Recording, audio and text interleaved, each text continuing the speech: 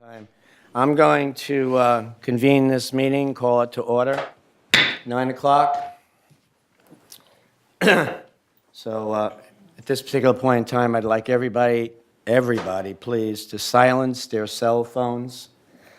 There's nothing more annoying than hearing a cell phone go off in the middle of the meeting. I just silenced mine, so please, everybody silence their cell phones. And I just want to take some time to acknowledge the media who doesn't seem to be here. Does anybody see any media here? I don't. And then I have, let's approve the agenda, but before we do that, I have a question to Mr. Ernesto and Lori. If we swap out number 17 to number 14, is that going to be a problem? Absolutely not. Okay, so we'll put 17 ahead of 14 and then continue on 14, 15, and 16. Yeah, it makes sense. We'll do that. Okay, and then the other thing is that I have some questions about the project log. So do we want to pull that out of the consent calendar or keep it in the consent calendar and then address the questions? I would pull it from the consent and move the rest of the consent calendar so that you can have discussion on the project log. So, based on You the don't, things... you don't have to renumber it, though. You leave it in place and That's fine. discuss it in place, yeah. Okay. Based on what I just mentioned, does anybody have any objections to the agenda approval? A second.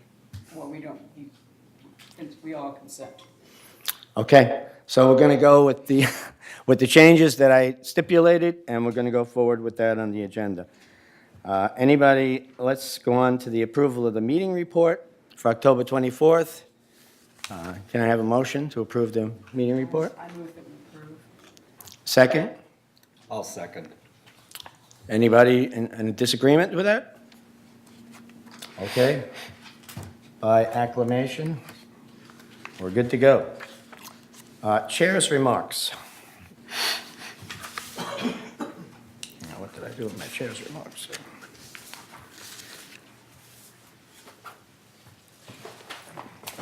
I beg your pardon. Well, I had my complete act together. I guess I didn't.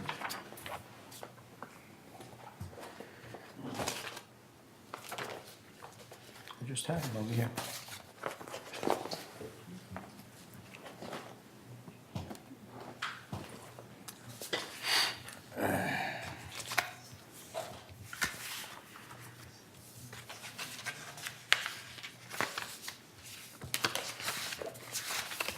Okay. I guess there aren't any. I guess. Boy, that's really annoying. Here they are. I knew I'd find them. Too many pieces of paper. Anyway, first off, I'd like to take this opportunity to welcome everyone to the second M&C meeting with myself as the chairman. We have not met since October, so we have a lot of things to cover. This may be a long meeting, so I ask that we do not get bogged down in the minutia, please. Items 14 through 17 on the agenda are identified as oral discussion items that we will discern and determine a path forward that we may want to follow. In general, our establishment of a path forward is just that, a path forward. We have no intention of resolving these issues today. We may, but the probability is that we won't, because these are long-reaching issues. Since some of these items will need to be addressed over a long period of time due to their complexity and the costs associated with them, there is probably no way that we can resolve them with a defined plan of action today. For these items, there are no staff reports, so we will need to establish some ground rules and ideas for what we should be addressing in our discussions, AKA herding the cats. So I will provide some guidelines, which I did. Most people have some guidelines, and these are just guidelines. This is just some thoughts as to what we might want to be addressing. And for our discussion, my guidelines for discussion are meant to ensure that we do not take 3 hours of time on one topic. Let's try to stick to the topic and the guidelines. I would also like to end my opening remarks, as I did at the last meeting, with a thought for the day. Thought for the day is, mistakes are a fact of life. Learning from your mistakes is what counts. Because a person who does not learn from their mistakes is setting themselves up to make that same mistake again. Now let's get to work and go to the next item on the agenda, which is member comments. Items not on the agenda. Do we have any member comments, Lori? Did anybody fill out a form?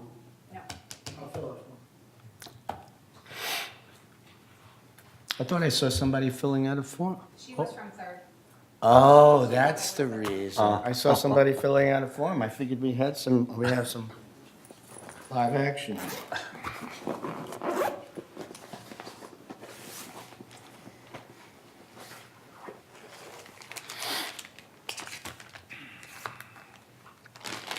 Start, Manny. Yeah, you We can know who start. you are. You know who you are. That's why I asked about the form. I didn't specifically, Good morning, Manuel Armendariz, 917D up in Mallorca. When we were going through the budgeting process last year, several directors were very concerned, as well as all directors, about the problem we were having with water intrusion and water pipe leaks. And what I recall at one of the meetings was that somebody suggested that we get the water leak detection devices. And we had an article in the Globe, more than a year ago that told you about devices.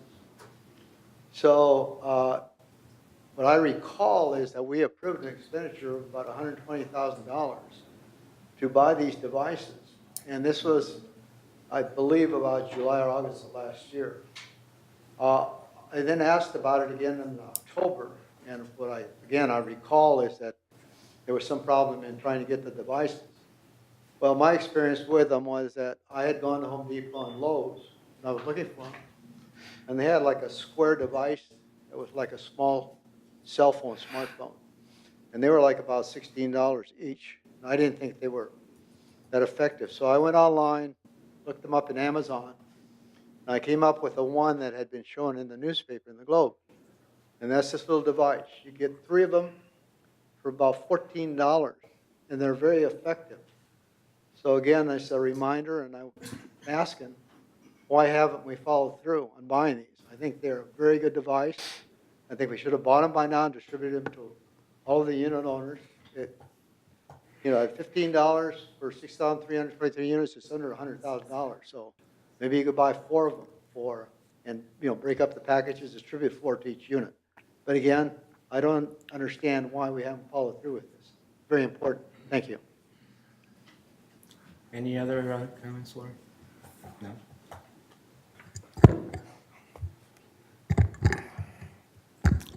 I'd like to address what Manuel just brought up.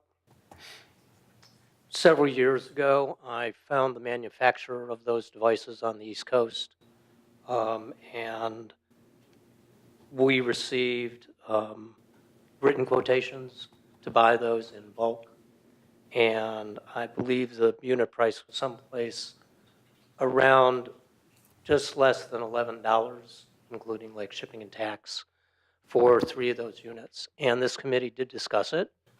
And my recollection is that the committee did make recommendation to the board to look into a purchase, but the board declined to make the purchase and provide the installation for those devices.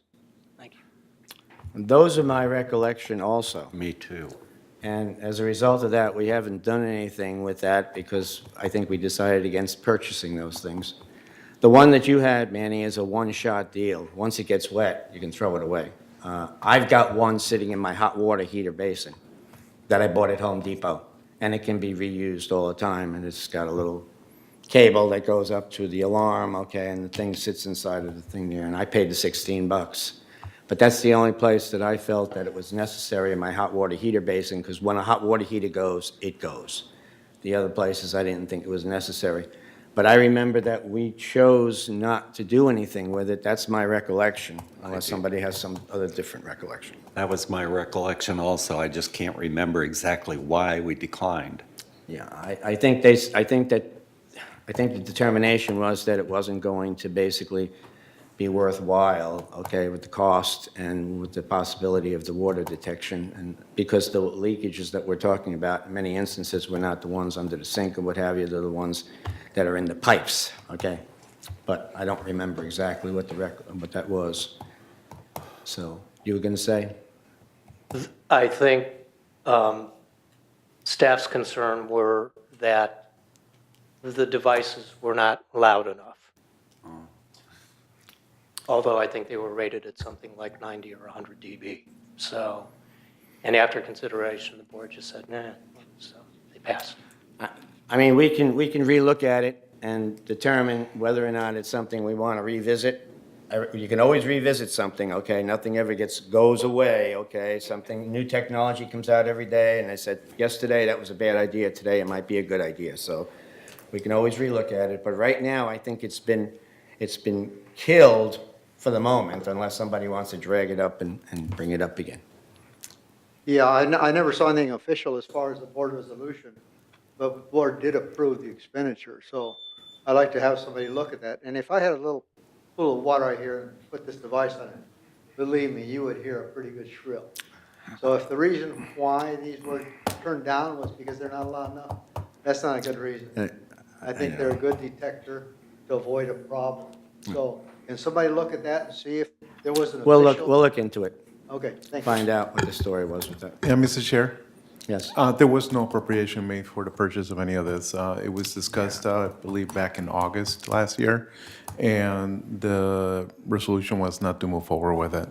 Yeah, that was my recollection also, okay, so whatever happened with that.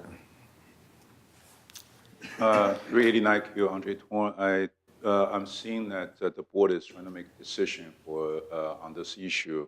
What I would recommend is that the board need to, based on the policy, do we want them or not? Or if we want them, then hand it over to the staff and make recommendations, whether they say it's good or not, rather than we make decisions.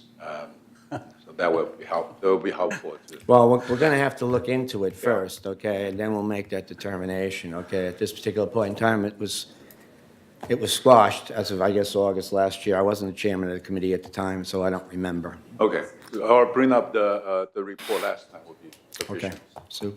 I move we put it on items for future agenda. That's a good idea. Anybody have a second on that? Anybody have any disagreements with that? Okay, put it on items for future agenda. Okay, department head update, I guess. Mr. Chair, just one item. I wanted to let the committee and the community know that United purchased 20 dryers from the program that Third is currently instituting to replace all of their dryers with new coin-operated commercial machines. So United felt that they could avail themselves of 20 of those dryers, the slightly or lightly used dryers, if you would, no older than 5 years. And those dryers were already relocated to United laundry rooms. So I just wanted to let the committee know. The cost for this swap was about $3,400. As you may recall, you budgeted this year about $13,000 for dryer replacement as needed. So that leaves us with about $10,000 left in the budget this year for any contingency that may be needed. So just want to let you know, that's all I have. Well, thank you very much. Okay. Mr. Chair, Yes, I wanted to follow up with a comment on that. Ernesto, I am a laundry room user temporarily right now, and I noticed that the dryers are in pretty good condition, but it seems like the lint, whatever that is, you know, the little thing, the catcher, need to be replaced. Is there any possibility that we could get better lint catchers from the ones that Third are not using and just swap them out? No, at this point, the dryer program in Third is kind of, about to wrap up, so there's no opportunity to do that. We have to go and get a contractor to do that and take a look at what they have and see if they're usable and figure out where they go. So there's a lot of coordination from it. So at this point, using more of thirds, dryers, or parts, it's really not an option. But we will look at those, at the lint catchers and see if there's anything that we as staff through our maintenance cycles can do to make sure that they work better. This would be part of the preventative maintenance program, okay? As, you know, if a washer was not working right or what have you, okay? So if this lint filter, okay, needs to be replaced, they sell those things aftermarket or what have you, okay? And we got $10,000 that we can use to buy a couple of lint filters, I'm sure. Yeah, we can certainly If use they need 'em, I mean, use yeah. that budget to look at that. Do you mind, I have one more comment on the laundry room, since I use them. It seems that there has been a washing machine removed, so in the, and it probably is not just my laundry room, but you have a washer and 2 dryers on one side, and then you have 2 washers and 1 dryer on the other side. And that's difficult for people that are doing multi-loads that are older, that they have to take their wet load and take it to the other side of the laundry room and try to carry it over there. So maybe you guys can kind of look at those when you go in the laundry rooms for corrections on those? Yeah, thank you, Mr. Chair. Just want to remind the committee, some of you were not seated in this committee when the decision was made, but Mr. Leonard actually was very involved in this. They looked at the usage of some of these dryer laundry rooms, and it was determined that we were going to be reducing the number of machines through attrition due to the low usage of some of these laundry rooms. So we've been doing that. We've been also,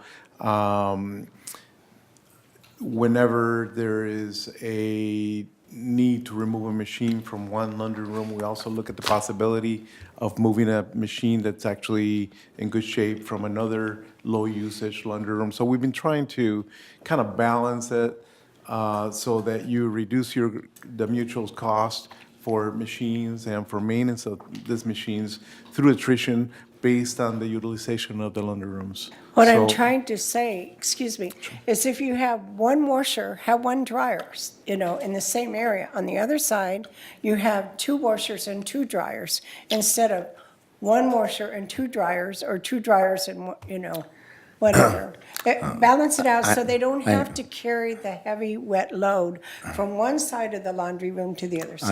Understood. The thing right now is, okay, it has to do with electricity, and it has to do with outlets and what have you. And at this particular point in time, as was mentioned, we're trying to reduce the number of washers and dryers based on the usage. But at this particular point in time, we have a large agenda to address.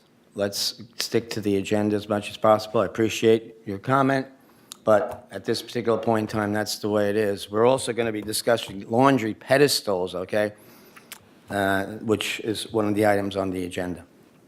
So next is the consent calendar, and we pulled the project log off the consent calendar, so let's approve the consent calendar as it is without the project log. Could I have a motion? I move that we approve it. Second? I'll second. Anybody have any objections to that? To the acclamation?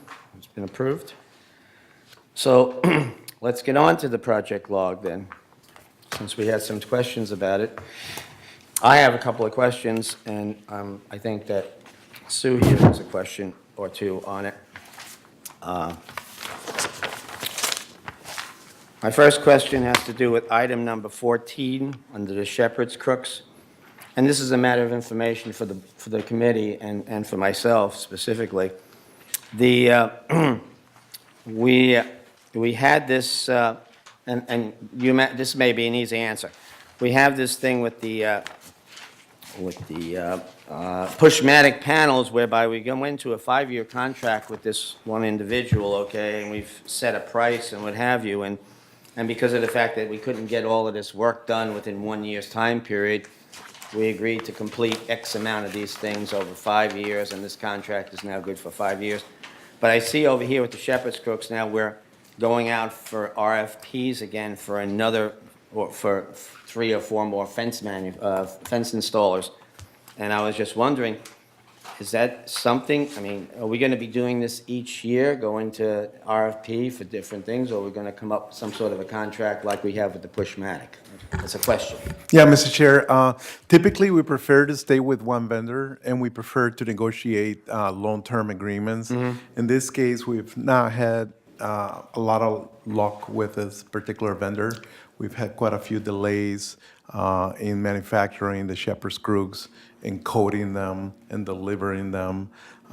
They left a few gaps for a long, long time past the scheduling completion that they had given us.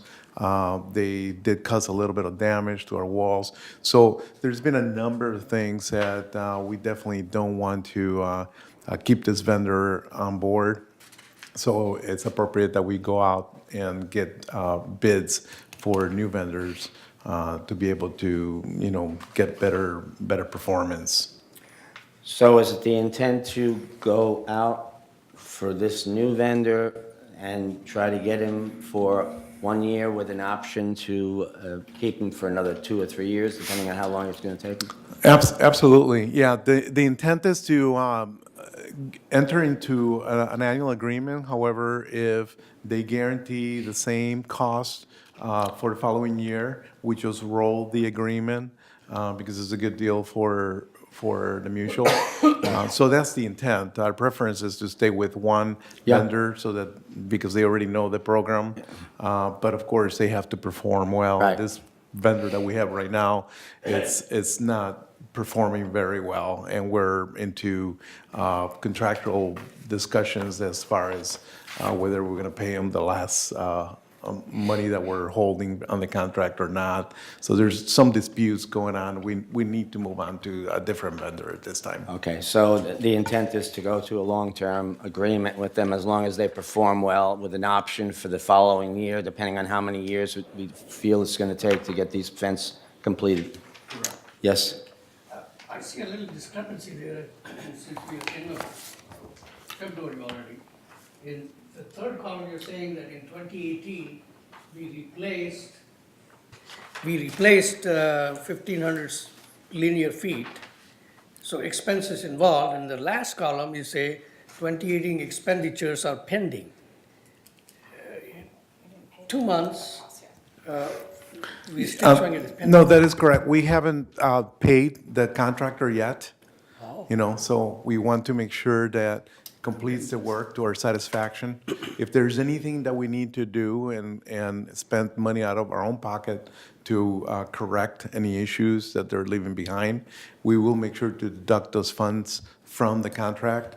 So at this point, that's where we're at. There's still a punch list that was generated for the work that they did, and they're going through the process of correcting that punch list. Okay. Ken? What is the dollar per foot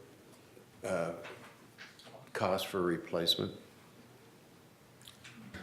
That's a very good question. I don't have that with me. Yeah, I apologize. I have to owe you that information. Okay. Yeah. I would suspect $30 a foot, something. Bracket. Maybe something in that vicinity. I don't want to give you anything that I'm not really sure of, but I can email you that information, Ken. And then I see we have 21,000 feet to tackle.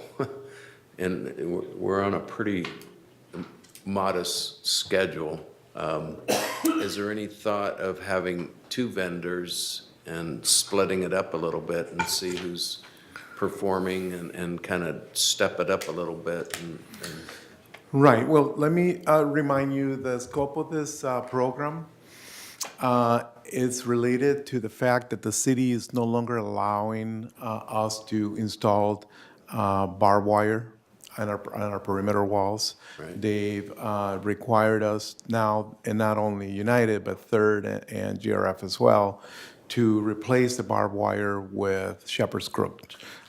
They adopted a conditional use permit at the city to allow us to do this. However, there's no big rush for us to do this. So we try to spread the program as long as the city would allow us to do, as to not impact your funding. And that's essentially how we're addressing it. So last year, we did close to 1,500 feet. For 2019, you budgeted another 1,500 linear feet. But again, there's no rush to do that.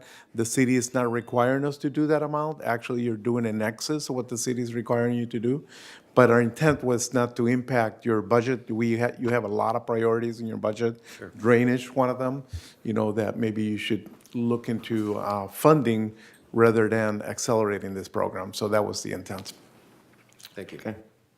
Yes. You've budgeted 150,000 for 1,000, so it looks like you budgeted $100 per square foot, linear foot, excuse me. Yeah, it's approximate that amount. I just don't want to give you a Okay. specific amount because I want to be correct if I do give you something. Right. Were you looking at that? My next question that I had I on don't think this it's right. has to do with item number it's spread. 19, which is associated with item 13 on the reports. And that's the fact that and it's just a matter of what we're actually going to show on this project log. And we've had discussions, you and I, regarding what you're going to show and what we're not going to show, okay? So I just want to make sure that we have the right stuff on the log, and I don't want to go to item number 13 in the report, just to note that the budget of $148,987 allows for the request for the additional work that you want to do, okay, which is needed for this particular year and was not budgeted. Yet, it seems to me that the $148,000, the number that actually should have been shown is the total amount, because it's not only the actual physical work of doing the pest control, but it's also putting the people up in the hotel. So isn't that the full budget for this particular activity, which would be the $215,964, even though part of that money is being used to house these people? Just a question. No, that is correct, Mr. Chair. We will make that adjustment once the committee decides to make a recommendation to the board to move forward with the change. So Okay. that'll be, next report will reflect the actual amounts. Okay. Okay, that's the only questions that I have. Anybody have any other questions on the project log? Sue? I'm concerned that we are in the paint and repair at the same spots, that we aren't ahead of. We should be looking probably a couple ahead instead of just at the exact same spot as we're doing the painting of the same ones as we're repairing. And I was just curious, is that going to delay us in any shape or form? The exterior paint program and the prior to paint program are looking at the exact same units.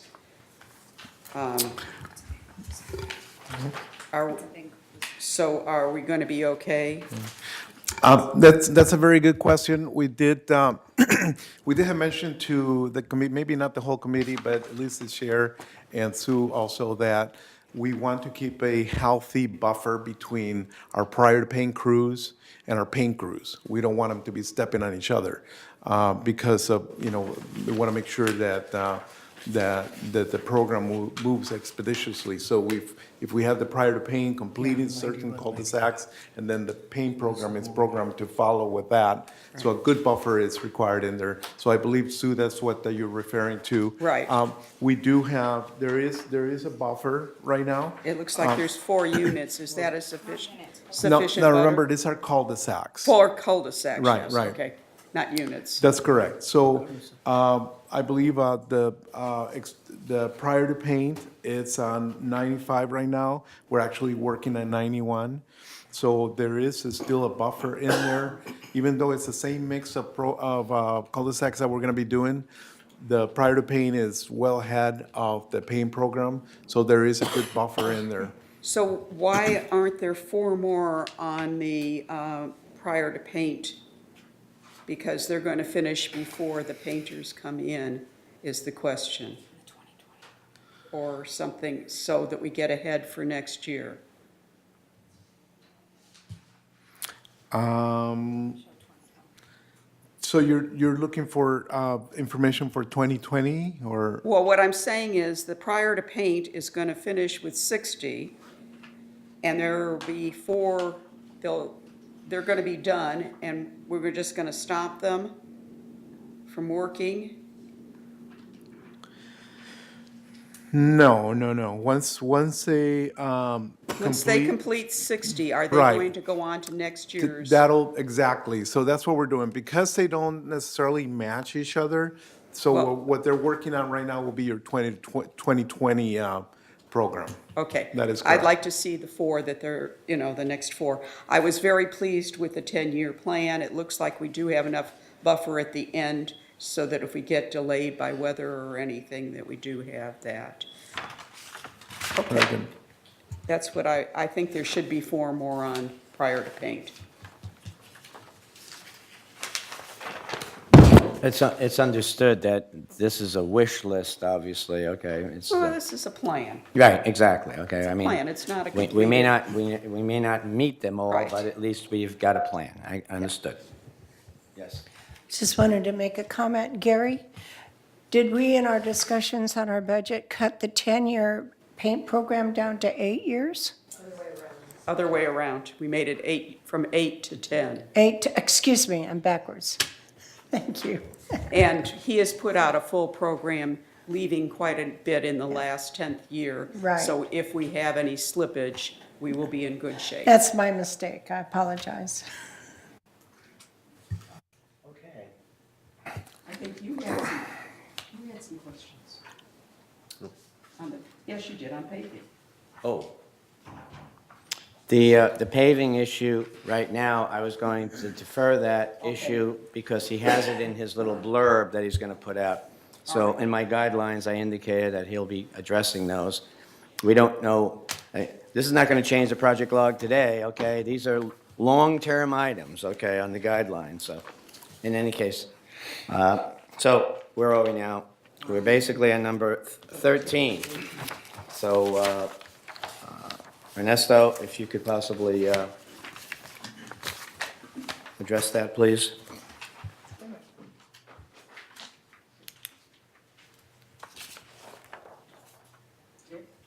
Dick? Yeah, did you pass over item 9? You said you're on 13. Yeah, we did that in the consent. We had the consent calendar. Oh, We approved the consent calendar. Okay, And we I pulled just the have- project log out of the consent calendar. I'm sorry. Everything else remained in the consent calendar. I just have one point, and that is, it says that, on page 103 of item 9, that it's through November 30th. Is that a misprint? You see it?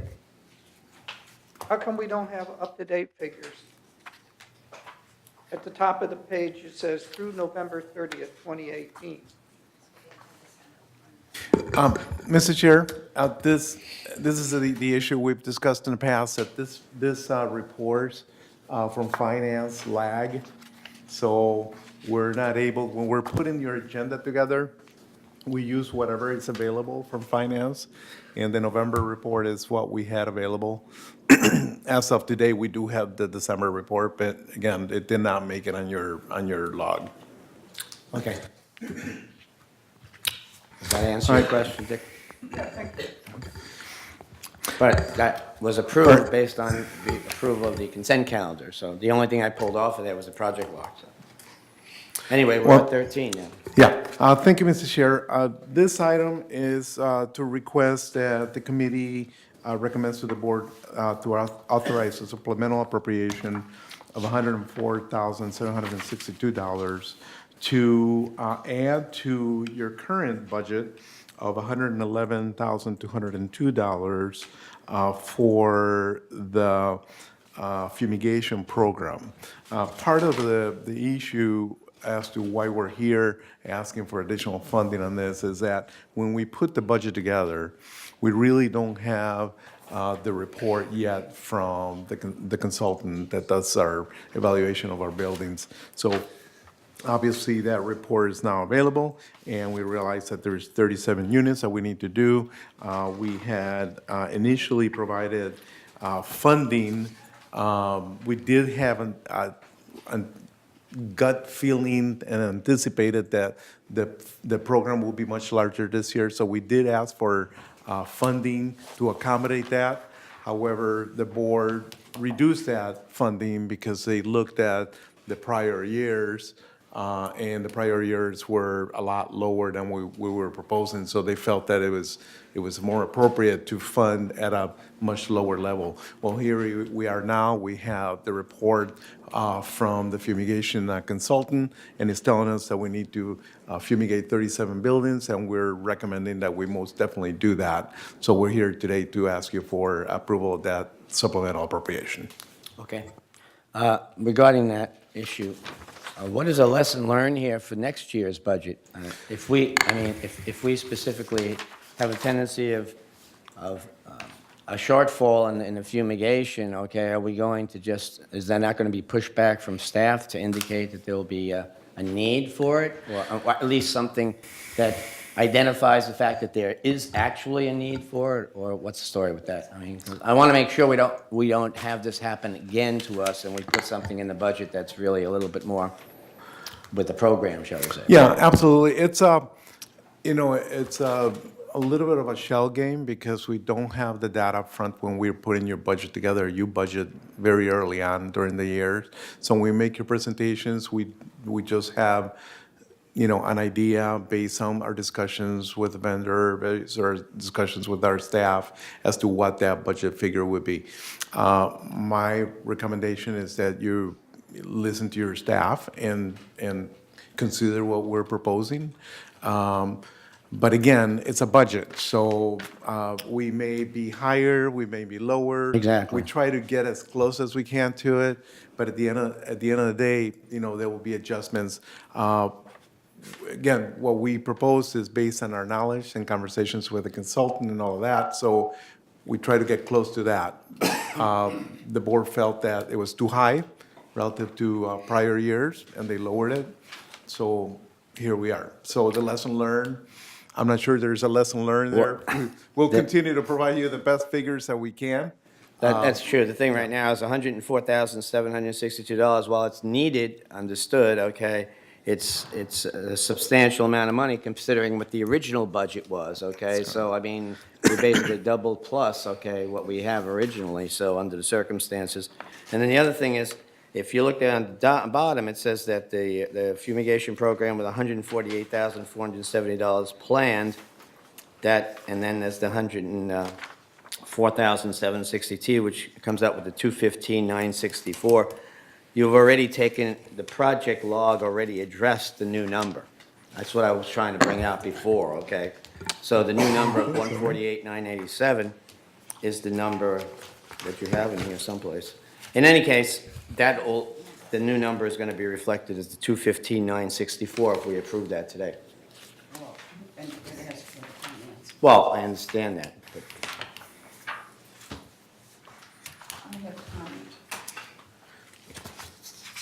okay, Sue? I think we're going to be looking at pest control. I think we're going to get, and I want to be ahead of this, we're going to get the Roundup people coming after using termite tenting versus the newer methods. And they're going to I just want to warn us that we may be looking ahead of this. And we're going to have to think about how we're going to react to these people when they come saying they don't want to have fumigation done in the area. And I just want to have us look ahead and think about what other methods we can use, because there are other methods, and I don't know the pricing, et cetera. Well, the thing right now is with regard to fumigation, we go to the point of fumigating at a point where we actually see termite infestation, and if we wait longer to come up with an alternate method that is over years, like we had bait stations when I was in Texas. I had bait stations all over the place. But in this particular case, the termites are already in the building. Correct me if I'm wrong. That is correct. We fumigate when we have termites in areas that are not accessible. When we have areas that are accessible, we do a localized treatment. But as I'm not aware of any other methodology at this point that is very effective in eliminating the termites. It's, you know, these are your assets, you need to protect them. I know there are issues, but there's information that the vendors provide that they've done testing on residual of the gases that they use, and the residuals are not harmful. They do have licenses. They go through very rigorous programs to ensure that there's, yeah. There is a group arising, and we need to be ahead of it. Understood. And I agree with what you're saying, okay? The thing right now is with regard to this particular money that's required for this, it's for this year. We have termites in those buildings, my understanding, and we can't wait. If we have to fumigate them, we have to fumigate them, and let's just get them fumigated so we protect our resources right now, and then we possibly need to look into other methodologies. But as Ernesto indicated, I don't know of anything else when you have an area where termites have infiltrated and you can't get to them. As I said, I had bait stations in my house in Texas, okay, but they already had fumigated the house, okay, and then after that, then you have this maintenance where you put the bait stations outside. So I'm saying right now, okay, I think we need to fumigate, and we need this money to fumigate. I move that we add this to the budget and we go forward to the Finance Committee with it. I second. Okay. Anybody have any disagreements with that? By acclamation, it's been approved. A question related Yes. to this issue, not exactly with the budget, but I've received one or two calls from the residents talk to me about they found termites in their building, but they talked to resident service sent a Newport termite to check it and found out identified termites. But it's over a month and there's no action, so I'm not sure may I ask what's the process? How long does it take? Do you have a building number that? I will find it for you. Yeah, we'll. How long it usually should, once the Newport termite determines there's termites in there, how long does it take to? It takes 1 year to go through the budget process, right? Oh, it takes next year to do it? That's correct, to be added to the budget. But the thing right now is if they found termites in a certain area of their building, okay, they may be in an area that's accessible and you can possibly do localized remediation, okay? Is that correct? Yeah, we do that. We do have a program to do that. I'm referring to tenting of a building. No, I understand In that. that case, yeah, but if there's localized, and, you know, we find out that there's localized and they don't need to be tented, then we will engage our contractor to go out Right. there and do termite, yeah. But I think what Andre's saying, okay, is somebody came and said, yes, you have termites, and then all of a sudden there was silence.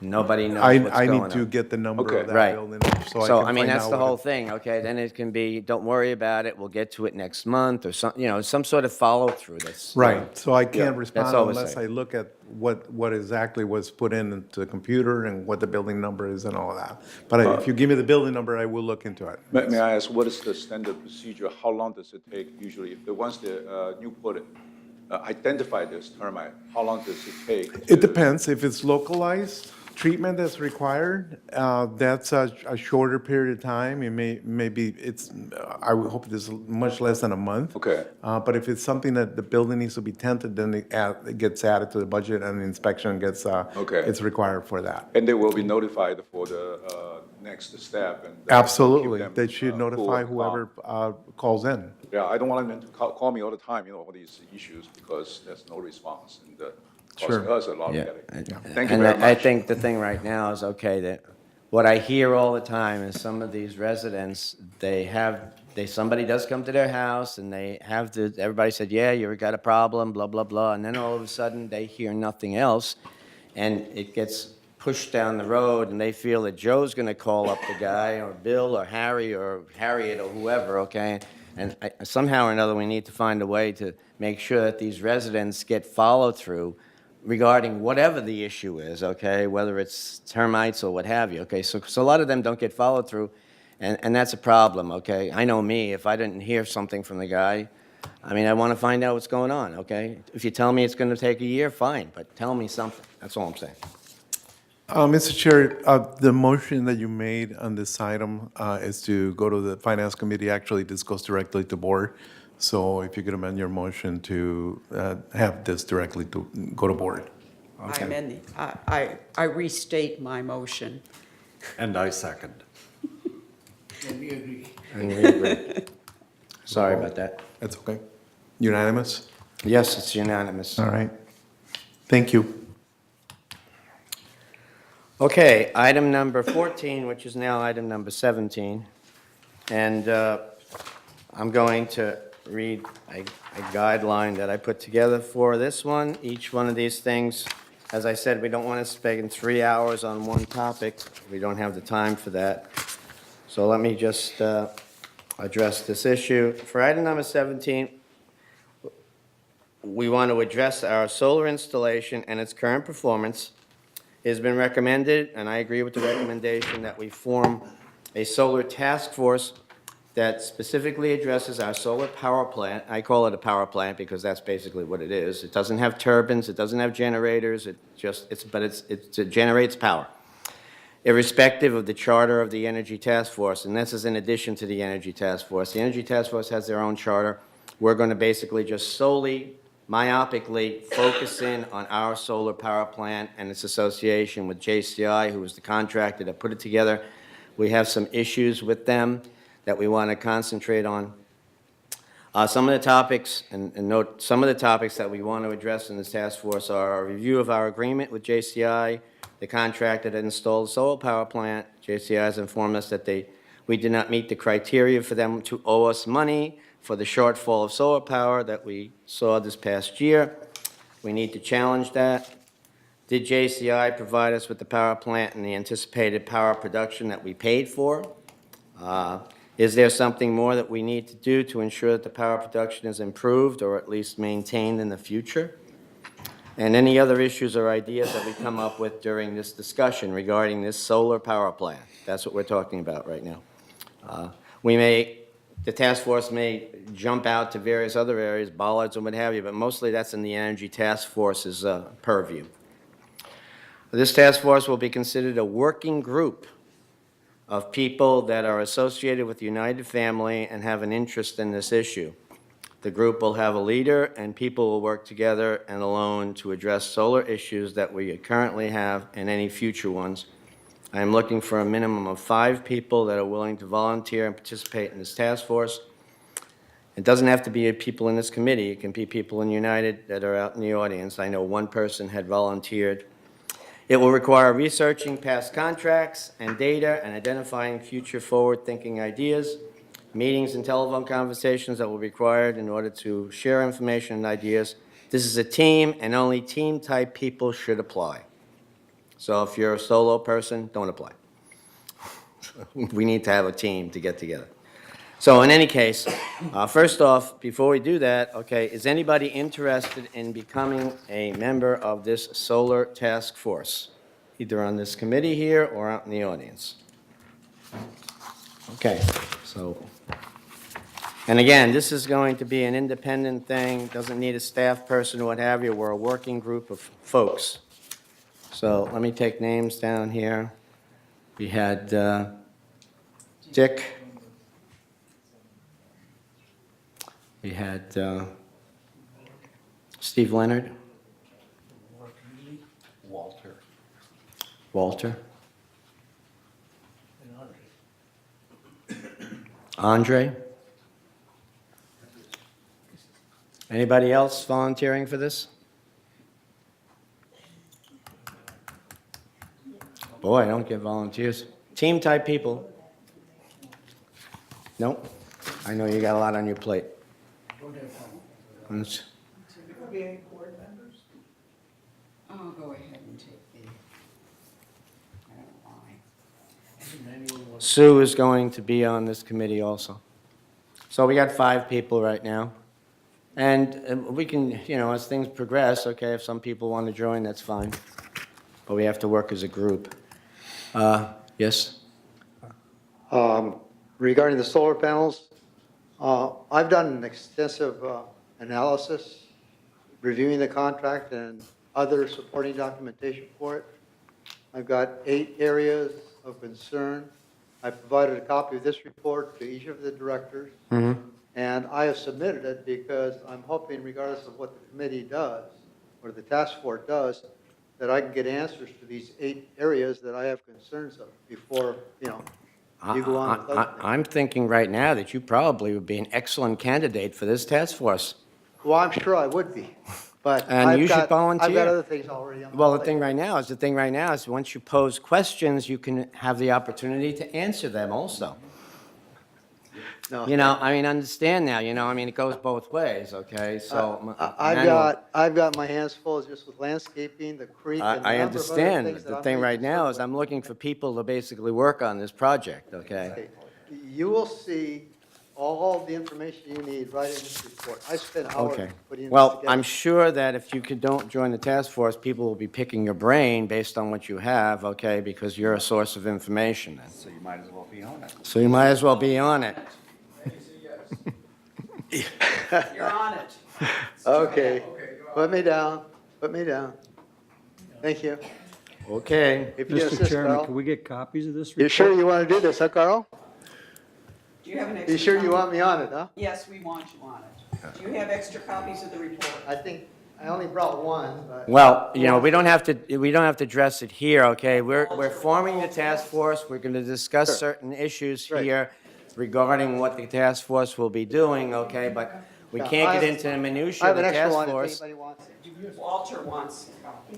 We can't get into the minutia of the task force because then there's no sense in having the task force. We want to take, and what we want to do is we want to have the task force come back and make their report to this committee at various times, okay? You basically indicate that you want to put it on the agenda or you want to have a special meeting. If people are willing, might have a special meeting just to have, but this task force is an independent group trying to get down to the minutia of what's going on, why this happened, what we can do in the future so that we can make it better, and maybe we can get some money back from JCI that we think we're owed. The other thing right now is we will possibly be working with the lawyer. Our lawyer, Jeff Beaumont, has indicated that he will work with us. The thing right now is lawyers get paid a lot of money, so we only bring him in when he's needed, right? So, we don't have to have him in committee meetings, or, excuse me, wrong term, task force meetings, okay? And it's a working group. If somebody's going to be the boss of this group, you guys decide, and I'm not using the word chairman, okay? I call it boss. And basically, it's a working group. You don't have to have parliamentary procedure, what have you, whatever it is to get this job done, because it's focused in on one particular area to try to get down and find out where we're going, why we had problems, and whether we can get some money back from JCI. Because we think we're owed this money. We have to prove that, and there are ways around it. And Mr. Leonard is a wealth of knowledge in this area also. So I'm glad that he has volunteered to be a member of this task force. Actually, I wish to withdraw. You want to call me as a resource for information on my experience? Fine, but I don't want to serve on the task force as it's currently constructed. Okay?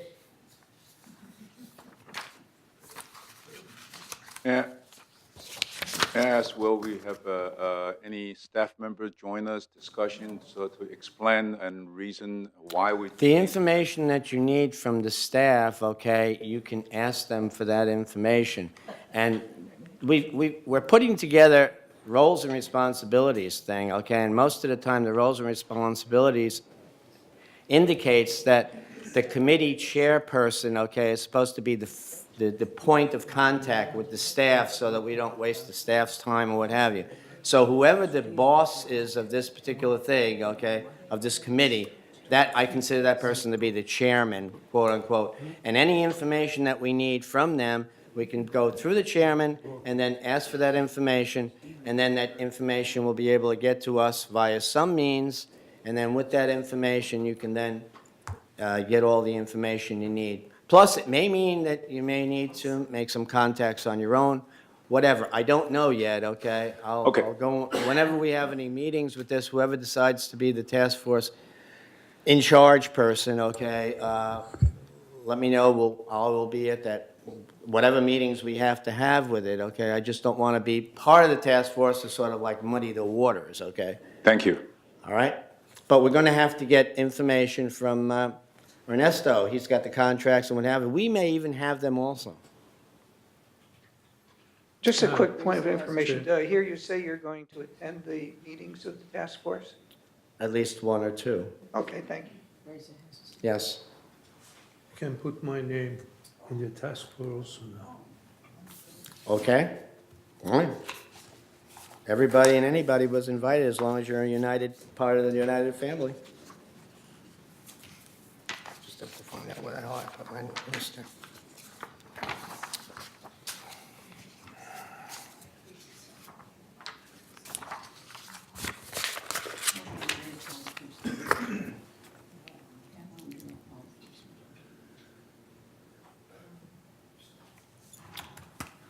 So at this particular point, Andre?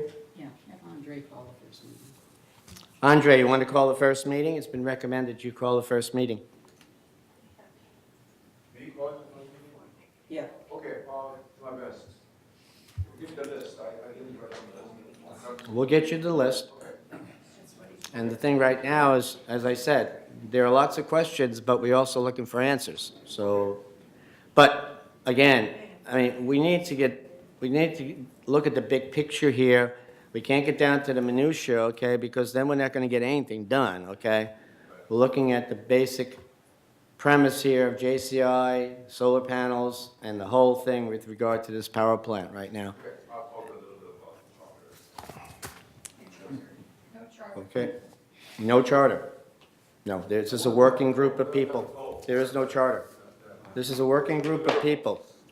Just like you used to do in your old, when you worked for a living, okay? You had a group of people get together and you discussed the problem and you resolved it.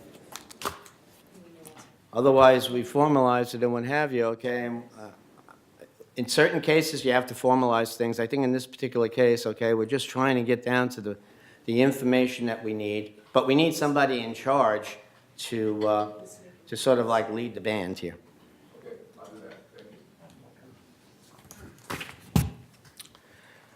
Okay, anybody else have any other comments or suggestions regarding the solar thing?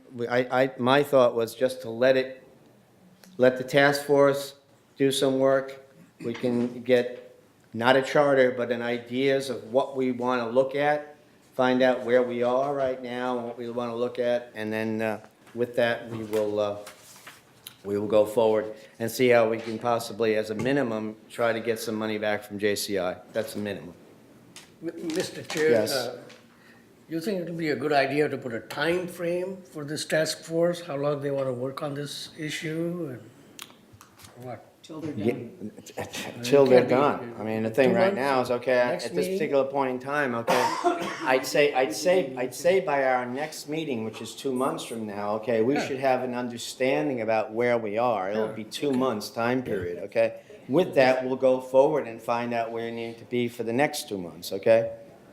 But I mean, if we haven't gotten nothing at all in 2 months, not even the contract or the information, then obviously we're not really putting enough effort into this task force, okay?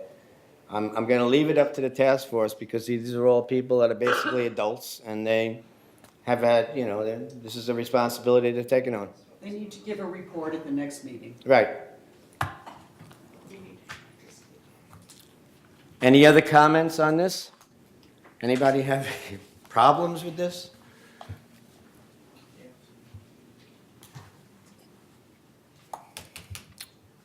Okay, and the thing right now is the information here that I mentioned before is the fact that non-team players should bow out.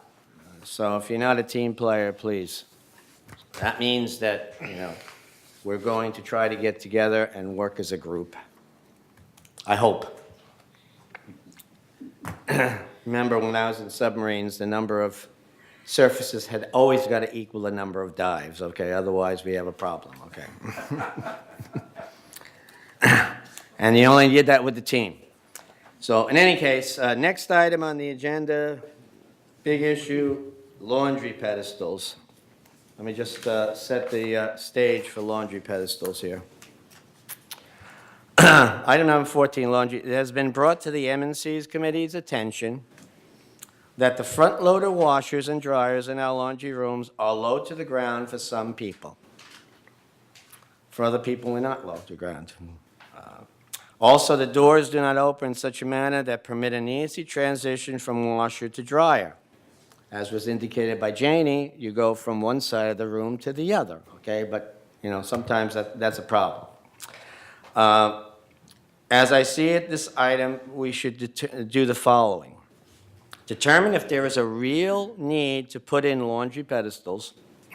The cost of these items are not inexpensive. They're about $200 or $300 a piece, is my understanding. Is that a good number, Ernesto? Say that The again. pedestals for these laundry things, about $200 or $300 a piece, I suspect. Are they not? No, actually, we do have a quote of what was provided to Third, so I'm assuming that it's going to be somewhere in the range of that. We're looking at about $136 to possibly $111, you know, if we go by this quote, you know. once So we- let's say 150 is the high end. right? Yeah, I think that that's a good cap. And you do have about 672. Oh, yeah. Oh, We were just looking at washers at this time because direction was on the washers. Right. So I just prorated that cost, about $100,000. Yeah, I mean, and this is not in our budget for this year, so forget about it, okay? We're not going to appropriate any money for this year. But this is a long-term goal, that's why we're having a discussion on it. So the good and bad points of installing these items, okay, obviously, there's a good and a bad point of it. It's not always good, because the fact is, certain people, especially with our laundries, with our washers right now, since the place to put the money and operate the dials, okay, is at insert. It's not like the ones in the laundromat were on the front of the actual washing machine and dryer, okay? They're in the back. So if you put it up on a pedestal, then some people that are short will have a problem actually getting to it. That's a problem for some people. And then if we decide to pursue this issue, what would be the next step in pursuing this item? That's the goals that I think we could possibly be addressing in this meeting right now. So I would like to open the floor up to people on the committee to open this discussion. Yes. I don't think we should go wholesale out and buy pedestals for everything. I think we should move to, as we replace anything, we put them on, buy the pedestal with the washer or dryer that we replace, and slowly move forward getting this done. So if we buy a washer with a pedestal, we need to put a dryer with a pedestal in that area, and buy 2 pedestals at that time, and just slowly move through the laundry rooms. Yes. Is there an actual need for pedestals? The laundry rooms are big enough to hold the equipment we already have, correct? The pedestals just raise the washer and dryer because some people were saying they're too low and you can't bend over and what have you.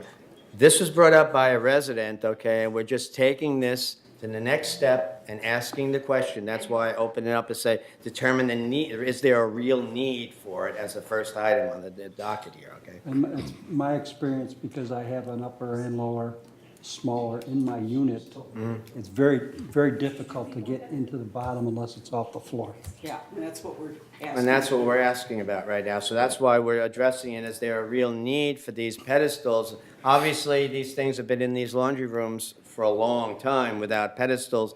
Now it's being brought up, and these people are not. Top loaders before. Oh, they were top loaders before? Oh, I didn't know that. Okay, well, that's new. Yes? This is a question for Ernesto. Do we have a list of laundry room complaints or complainants that maybe we could address those laundry rooms first? I don't have any complaints that we've received regarding this topic so far, United. We only had one individual come here at the last MNC, I think it was the last MNC, was it, last MNC meeting that complained about it. And so we felt we owed them an answer, and it was addressed, was one of the things, I think, did you address it at the board meeting and say that we were going to be addressing it here in this MNC meeting, so we didn't address it at the board meeting. So at least we wanted to keep the topic open to make sure that the residents get the feeling that we're not basically just blowing them off. So, yes, President. I'm not quite clear. If it's top loading, why do we need No, we don't have top No, we don't loading have top anymore. loading. We only have front loaders now. front loader? That's, yeah, if they're top loaders, still, they don't need a pedestal. That's true, okay? But right now, we're only talking about the front-loading washers and dryers that possibly need a pedestal, because some people, one person specifically, maybe there are others, that have made that complaint. So, and that's why the first thing on the agenda, on the item here of guidelines was determine the real need for whether or not there's a real need. And the other issue, which was raised, was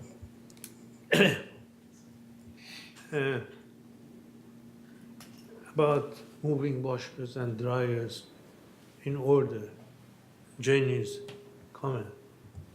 I think the one point also you need to consider is that washer has got a drain line as well. Yeah. So if you have to move that, you also have to move the drain line. No, there's a lot, I mean, There's no just, way to move it. it's not that easy to move the washer and dryer to a location whereby they, you know, they're companions, okay? Because it's a plumbing issue and it's an electrical issue. The solution for that, they have these piano movers, which is $10. They can put one in each room, so they can put their load on the piano mover and pull it to where the dryer is. Yeah, that's true. But this particular point in time, let's just address this thing as to whether or not we need pedestals. Yes, Janie? Ernesto, what was the reason that we went from top loaders? Was it cost? I couldn't tell you, Jenny. think the it was decision was cost. made some time ago. Yes. But we only have, apparently, we only have 3 top loading units left. Yeah. Electricity, I think, right? I mean, that's part of it. It could have been water Water usage. also. I think Oh, that that's right. they're more eco-friendly, you know, so, Yeah, that's why we made the decision to go from top loader to yeah, I'm front sure they were loader. more economical. Yes, I think water usage is probably the big deal here in this community, okay? And they do use a lot less water. right, that's why. Okay, I'm just going to speak right up. Is that Okay, cool? speak right up, please. Okay. First of all, I think this is a really first world problem, okay? I mean, as a laundry room user, I think they're terrific. Laundry day is no fun at all, generally, but, you know, there's little benches to sit on. Most of them have bathrooms. Yes, you have to move your laundry from one place to another, but anyway, I'm taller than most of the women in this entire community and about half the men. So it would seem that somebody my size would have more of a problem getting up and down than, say, somebody else. So I just want to say that I don't have a problem with the way they are now. One thing you might want to think about, aside from the cost, is this is earthquake country, and I know people kind of forget that, and down here, you know, we haven't had a real big trembler since the Northridge quake, which was pretty significant, even here. Well, I don't like anything any higher than it has to be, generally, in California. I mean, think about it.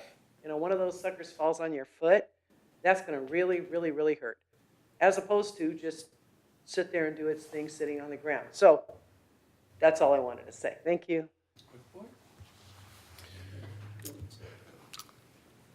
Yes, Dick? I think the most important point is what you said, to decide whether there's a need. But once you decide whether there's a need, you want to go forward.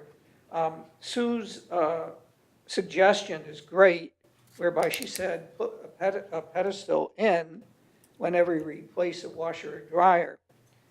That's great if you have a lot of replacements, but last year we only, if I'm reading correctly, we only replaced 1 washer and no dryers. So it would take forever. So you have to consider that. We replaced 20 dryers this year. Supposedly, we're supposed to, they're on a cycle where you replace, I think, 20 each year, except for Well- the ones that we're not replacing because we're trying to reduce the number of washers because of the usage in the various different laundry rooms. All I'm referring to is the report on page 3 of 3. I mean, I did don't know, we? that's what I, Yeah, there, Mr. Rader's correct. We did replace very few, in fact, only one. So the idea is to fix the problems with his machines if the problem is fixable, and if the cost does not exceed, the replacement. So we don't want to fix them to death because we end up paying for that, but we do want to prolong their lives as long as we possibly can with our staff and parts that we stock. So, if there's a need to replace them based on the number of times that we're going out there to fix these machines, then we do replace them. Last year, obviously, was a very low year. We anticipate doing more and more as we get into the age of the equipment.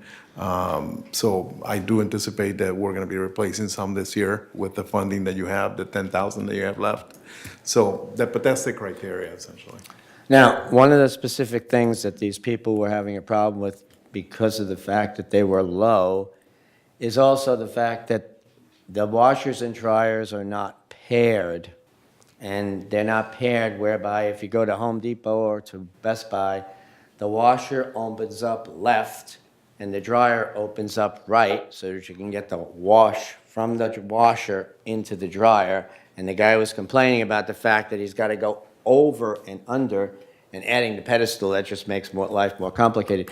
So, I mean, when I said, is there a need for these pedestals and how they could be implemented is not an easy answer.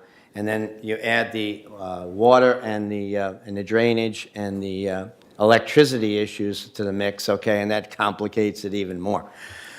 And we don't want to spend a lot of money. All we're looking to do is basically raise these things, and even if we raise them, as I said, can people actually go back there and actually turn the knobs, or they're too short to do that? I don't know. Yes? I know who submitted that first request. He happens to be a neighbor of mine. And I'm located at cul-de-sac 62. When he first was concerned about it, he came to me and he said, hey, what can we do about these laundry rooms? I've got a bad back, and those front loaders are creating an even worse problem for me. And I said, well, how do you think the board could help you with that? He said, well, I think we ought to put pedestals in there so it raises them. And I said, well, I don't know if we want to go to that expense. I said, but all I can recommend for you to do is to go to a board meeting and voice your concerns, and then let them take it from there. So the individual that first brought this topic up lives at 917 B, I believe. Okay, so you can look it up and find his name. I have mixed emotions on whether you want to do this or not, because once you start it, there'll be others asking for the same thing. And the front loaders are a problem. Yes, they're more environmentally friendly and it uses less water. That's the big reason. I think they're more expensive than a top load. They are. I've always used top loads simply for the convenience factor. I don't have to worry about taking the clothes out and putting them in the dryer. With a front loader, sooner or later you're going to drop clothes. And luckily I have full-size units in my manor, so I don't have to fiddle around with the laundry rooms. I think the main emphasis on laundry rooms is to keep them neat, clean, and the machines working properly all the time. So my only recommendation on the pedestals, I'll leave that up to the board. And then if you decide to put it in for him, I think he'll feel very appreciative, like the board does listen. Beyond that, I have no advice. Okay. Well, if we decide to go forward with this, it won't just be for that gentleman, okay? It'll have to be for the whole community or no one, okay? I mean, this does not be the way we do business around here, okay? This is a joint community that everybody shares. Yes? I'm sorry, I forgot something earlier, but, he hasn't got any complaints. I've never heard any complaints. I mean, we really need, is this really a problem? I mean, with enough people, let's not make it into one. But about the hire business, like if we put them up on pedestals, something else to think about is right now, they're, you know, a little higher than this. So if there's stuff slopped on them or if they're dusty or whatever, they're pretty easy to clean. Well, if they're up a click, it's going to be a lot harder to clean them, especially for people of shorter stature than, say, moi, right? And you also have to load the detergent into them somehow. So, and then somebody mentioned the quarters. I mean, the whole thing is getting a little unwieldy in my mind at about this height. I'm trying to pour, oh, darn, I put it in the bleach department. You know, it's supposed to be in the, you see what I'm saying? Just throwing that out there. Also, the problem about having the washer and the dryer right next to each other and hinged appropriately. I hear what the person's complaining about, but I don't think they use the laundry rooms much because that would be cool if you could change all the plumbing and if you could change all the wiring and say it was just perfect. But then, the guy that has a washing machine in his unit, but he doesn't have a dryer, and there's a lot of people like that, he's just done a load of wash and he's come in and put clothes in the dryer right next to where you just put your washing in and stepped out for a second, or it was the only one available. The point is, once you get off that washing cycle, you don't know that you're going to be using this washing machine and this dryer, right? So you're using this washing machine, and really, it's almost courtesy. There's a whole little etiquette about who's going to use the dryer next. And so all I'm saying is I don't think it's worth it. That's it. And I use them. Excuse me, Yeah, Ken? I forgot one other important point. The other thing that I would say all users of laundry rooms are really sensitive about is the price. Now, I think they've got a good deal, okay, but I don't have to deal with it. But a lot of people are very sensitive, so anytime you consider raising the prices, please give it a lot of thought. Thank you. Okay. Ken? Yes, I would prefer a top loader too. It's much easier, and I don't know what the cost differential is, but it's so much easier. But maybe to Elsie's point, you put a machine of water and a load up on a pedestal. These things vibrate, and the loads get out of cycle, and we have the potential for it to just jiggle right off the pedestal. So what we're going to end up doing is we're going to have to redhead the pedestal into the concrete with brackets, and that'll stabilize the brackets. Then we're going to find that we're going to have to put brackets on the machines themselves. Now these are flimsy. They're not. So the bolts are going to tear, and so we're going to have to put metal brackets around to secure these. So I think what Sue's saying along the lines is maybe we should do 3 or 4 washrooms and see what the problems, and not try to do this big program. And we might find that discontinue the program, it's more trouble than it's worth because of all the unintended consequences of vibration and them jumping off. I personally feel that this whole possible program, okay, is really not something that we should even be addressing, okay? Because I think right now it's going to cause more aggravation than the actual help that you give the person that's going to be bending down, because there's a lot of people like Elsie who don't have a problem bending over, and there are some people that have problems bending over. So, but there are issues with vibration, as you mentioned, and there are issues with some other things, okay, the height of it and what have you. So, under the circumstances, it is that's why I put down as number 1 item on here on this guidelines, okay? Is there a real need to have these things installed? No. Yes. I have I'm sorry, Reza. Oh, okay. There's one more issue with these pedestals. It happened to me at my home. Is a front loading, and twice the motor burned, and I had to get somebody to repair it. Second time, the guy who came over there, he said the reason it's happening is because your washing machine is not level. When it's not level, the part that is turning around, it keeps on hitting the side of the thing, and that puts load on the motor, and that what the motor. So I had to pull everything out and have concrete put underneath it so that it will make sure it's level. So that's another thing with pedestal Well- that we have to consider, because it's very difficult to get them level.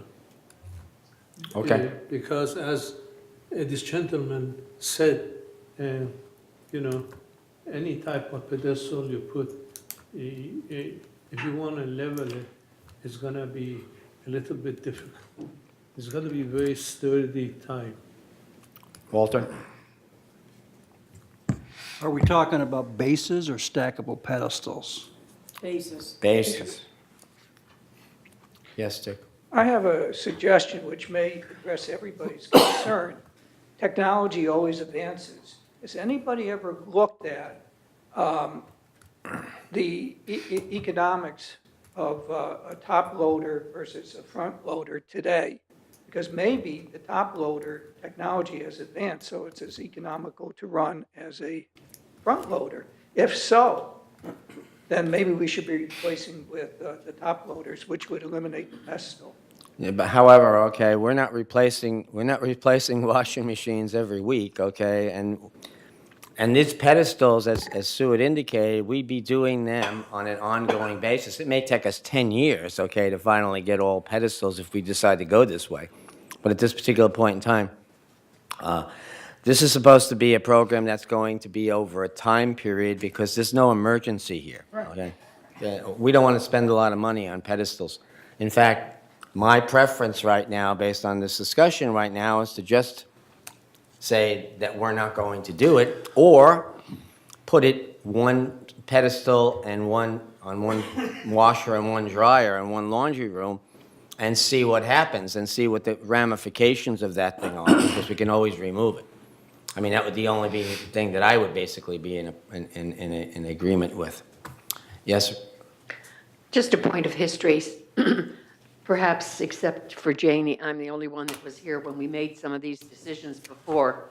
Again, we had a small group of people, small people, who didn't like the top loader washers because they couldn't reach down into the washing well and get things out. And they lobbied long and hard for Front loaders. front loaders. And we phased out the top loaders in favor of the side loaders. The other thing at that time that we looked at, and I don't know, you may be able to find that information somewhere in your there, is carpentry looked at building a heavy-duty base rather than buying individual bases, but building a platform that they were going to put the machines on, the side-loading machines, when we got them in. And it was not economically feasible, so they decided not to do that, although it was less expensive than buying the separate bases. Yes. We don't have a good consensus on this. We keep bringing up more and more problems with it, and therefore I'm with you, Carl. I think that we just need to let it go. I move that we let it go. I don't think we can go ahead with this because we don't have enough complaints or anything. Do I have a second on that? I second. And anybody in disagreement with that? No, but I just want to make one comment. Okay, make a comment, It's please. very interesting that United is spending so much time on one complaint. And let's just drop it. Yeah. That's fine with me. Well, we have, there's always a silent majority, okay, a silent minority, okay, whatever they call it, okay? There was a one person, okay, but there could be 50 other people out there that's had the same problem, they just never spoke up. But we gave it the visibility it deserved, okay? I think we did a good job. We spoke about it. We now killed it, okay, and we've decided that we're Moving on. going to move on. You can't say that we didn't give it its due diligence. Number 15. Number 15. Okay, it seems that during the paint cycle, many of the buildings that are being painted have patio covers, awnings, and other exterior alterations that were put in by the resident. Since they were put in by the resident, the paint crew will not paint them, causing a possible unsightly situation to occur. I don't know, I haven't seen it, but there are. In any case, it is my understanding that we have a standard that addresses this exterior situation with regard to roofs. However, our standards do not address the issue of exterior painting. It has been recommended that we institute a policy for exterior painting that is consistent with the roofing policy. It is also my understanding that in the case of roofs, if a roof that is the responsibility of Laguna Woods Village is adjacent to a roof that is the responsibility of the resident, the roofing policy states that we re-roof the resident-owned roof so that it is consistent with the adjacent Laguna Woods Village roof. When it is completed, we then charge the resident for the work that was done on the residence section of the roof. Now, is that the understanding on the policy? So this has nothing to do with roofs. This now has to do with painting. And what we want to do is we want to discuss the fact that, so whether or not we want to institute a policy that, since we don't have, you know, they're painting this whole thing, whatever the normal palette of colors is, okay, but since the resident owns that other section, that other cover for his patio or what have you, it didn't get painted, and now it's not the same color, or it's getting into a deteriorated situation, it looks unsightly or what have you. We want to have them all look the same. We paint that particular thing, and we charge them for it as we would on the roof. That's where we're going with this. Mr. Chair, if I provide some, sorry, Sue, some information, so you have a better context to this. By the way, you do have a policy in place.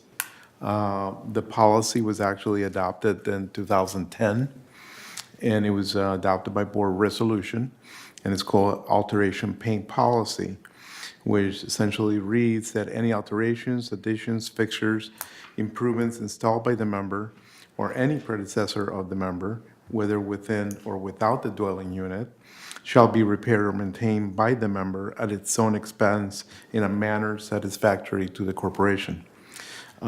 With that said, you do have a policy to address this, and when this does not occur, you can go through the compliance process to ensure that this is done, because you do have the policy in place. That said, although the mutual is not obligated to repair any of the alterations or paint any of the alterations, there are circumstances where our paint crews are actually doing the work.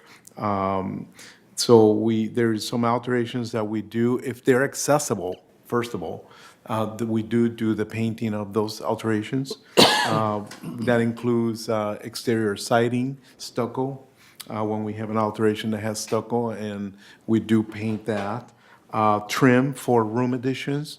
When we have a room addition that happens to be an alteration, our crews are out there and, you know, they see that it needs paint. We do paint that as well. Water heater cabinets. I know, Susan, you had a question about that. We do paint the water heater cabinets. Again, there is no specific policy that we have. We're actually not following your policy to the letter because your policy is very clear that if it's an alteration, the mutual is not responsible for it. But our crews are under direction to address some of the things that happen to be accessible. So some of the things that they will not paint are vinyl. Obviously, you don't paint vinyl, so they don't paint that. And any alteration that it's on the verge of falling apart. Because when we are prior to paying crews, we usually blast those alterations to remove the existing paint. And when we do that, we cause damage to them. Some of the things that we don't paint are like front doors. Because residents are very touchy about their colors and about the condition of the door, and so we don't paint those if there are alterations. We do paint them if there are doors. Also trims for windows, we do not touch that. There is a policy in place as well for trellises. Trellises that are I'm sorry? Oh, that's in third? I said nothing. There was no policy in place for trellises. So, but that's essentially the history on that. Our recommendation is that there's, by the way, thousands of alterations out there. Part of the problem with putting a policy in place to address that, it's not only the costs associated to the mutual, which will be relatively high, because we're gonna need additional equipment, additional vehicles, additional staff, and also will cause delays to your regular program, your paint program. Because now we have alterations that may have paint that is hot, that has lead in it, that has to be abated. We may have asbestos issues, so that would also trigger for the mutual to get an asbestos company or a hygienist type of firm to come in and test for asbestos, wait for the lab to provide results as to whether it's hot or not, and then come back and then do an abatement situation. So in the meantime, our program, our schedule for a program is sitting, waiting for these things to be resolved. There's wrought iron alterations as well out there that are very, very time consuming to clean up and get them ready for paint. So there's a number of issues as to why staff would recommend that you do not adopt a policy to include alterations. We will continue to do the painting for those alterations that are accessible right now, and we'll do as much as we can, and with the exceptions that I mentioned before. But then again, to wholesale taking that on, we will have to revise schedules for your priority paint and your paint programs, and there'll be additional funding required to accommodate that work. Gary? Ernesto, my question is, let's say that we have an alteration by a resident that is their responsibility, but they don't take the responsibility of repainting it and it gets to looking pretty bad. Is what you're saying then that I, as a resident, as I not like looking at it, I go to resident services and turn in a complaint, or? That is correct. There's actually a form, I believe, that's provided for that. Okay. And we go through the process and send in a letter. We have a form letter that goes to the resident and put them on notice that it's an Okay. alteration, that mutual is not responsible for it, and a time is given for them to address it. And then, so the compliance process kicks in. Thank you. Yes, Sue? I think that we should put in a schedule of what, for especially the water heaters and some of the things that are very common, that we should charge, because they are alterations like we do the roof, and we ought to have a schedule, and we ought to have a list of what we will not paint, so that people, when they get their painting letter, it says, we will paint your water heater box, or whatever you want to call it, we will paint such and such for this amount of money, and we will not paint vinyl, asbestos, and so that there isn't any shock that this didn't get painted. Why not? Because in the past, they blasted everything. Well, I think that I'm happy to report that the resolution that you do have in place right now does have that. We have, the resolution states, whereas, one of the whereases in the resolution, the following alterations, not limited only to this list, shall not be painted by the mutual as part of the exterior paint program and will remain each member's responsibility to repair, maintain, and paint. And these are any vinyl fissures, awning covers, closures, vinyl or black anodized, covered atriums, windows, siding doors, custom entry doors, non-standard air conditioning units, wrought iron features different from the original type of construction, fences, any alteration that is too delicate to withstand preparation without damage, and any alteration in disrepair. So that's currently in your resolution. Yeah, they need to receive that letter when you say you're going to paint their manor. That ought to be part of the packet, so that they have a heads up, so we don't have people coming in and saying, my vinyl awning was not painted, that it would make a much cleaner situation. Well, I wouldn't paint vinyl anyway. So better communication to the residents Yes. so that they're aware of what's in place. And I think that we can certainly, address that. Well, okay, so hypothetically speaking, right now, you're in this particular area, and these buildings are on their 10-year cycle, and you're going to be painting them. So do they send letters out to these people that have alterations to indicate that, please be aware of the fact that painting is going to be done in your area, and there's an alteration that you have to paint at the same time? There is a letter that goes out, specifically whether we list alterations on that unit. No. I'm not sure that we do. I don't think that we do. We just let them know that we're going to be going through and painting. Whenever an alteration permit is issued to the resident, they're made aware that that alteration is forever theirs. And it's their responsibility, not the mutuals, to repair. And I understand that, but people do forget. So I think that a better notification, maybe providing them a copy of the resolution or something like that, it'll probably go a long way in getting them to understand what is required and it's not required. However, you do have all of the resolutions and We have all the conditions in place. paperwork done. Yeah. We're in good shape. The concern that I have with this, and I agree with what you're saying, Ernesto, let me just preface it by saying, okay, that we don't want to get ourselves involved in a lot of things whereby we're going to take upon ourselves, okay, a lot of work that we really don't want to do because of the fact of the cost. But at the same time, every time we have a specific area where the hot water heater or the awning, the cover on their patio, okay, is still the old color, or it's just deteriorating or what have you, and we've told them on more than one occasion, this is outside. People don't care. They care about their living room rug, okay, but they don't care about the fact that their cover outside, it basically is starting to chip paint and what have you, and it looks unsightly after a while. We've been through the area, and we bring them people of compliance, okay? And then you got the letters from compliance and blah, blah, blah, and they go to, the resident members' hearings and what have you, okay?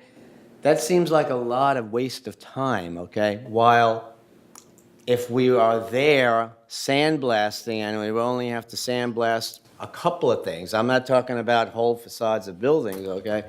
To just get it done and then charge them for it and send them a letter and say, we're going to be charging you for it unless you get somebody of your own to do it. In most cases, 9 times out of 10, they're not going to hire a painter because most people don't hire painters around here. They usually use whatever painter or they paint it themselves. It's hard to match the paint. And it's hard to match the paint. I mean, I understand where we're going with this, okay, but there should be certain things, large areas like the hot water heater or the cover for the patio, okay, which don't blend in anymore and looking like that they look like hell, okay? We should be able to address those and charge them for it and notify them that we're going to charge them for them unless they get their own painter. Yeah, so I think it's, and I understand, I get your point. It's not only the matter of the money, it's a matter of the resources that you have. If you are going to institute a policy that we do provide this as a chargeable service, then we need to relook at your schedules for paint. We need to look at your resources, how many bodies you actually need to do this, is there a vehicle that's needed, equipment that's needed in those vehicles. So this is not a simple matter of just being out there and understanding that something needs to be sandblasted and redone. No, it generates a lot of work. A lot of it is it's associated with the type of paint that they use, whether the paint has lead, whether there's the asbestos associated with this. So there's a number of issues related to this. It's not only the cost that the resident will go ahead and reimburse the mutual, but it's actually your resources and the timing that it will take to get this done, which will impact your schedules. So if the committee still wants to move forward with that, I think that we need to review scheduling, resources, equipment, and costs associated with it so that you can provide that service moving forward.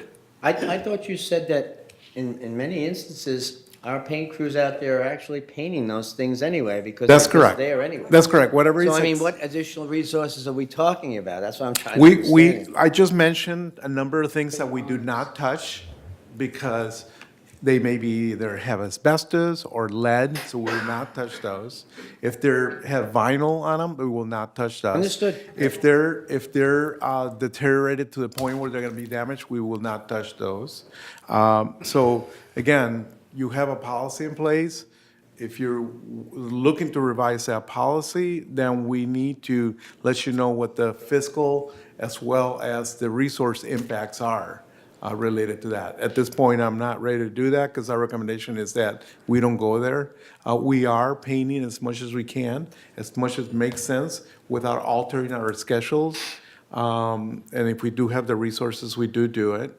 But if you put a policy in place to accommodate this as a chargeable services, then we do need to look at your paint program and review that and come back to you with recommendations as to what it would do to your schedules and it would do to your resources.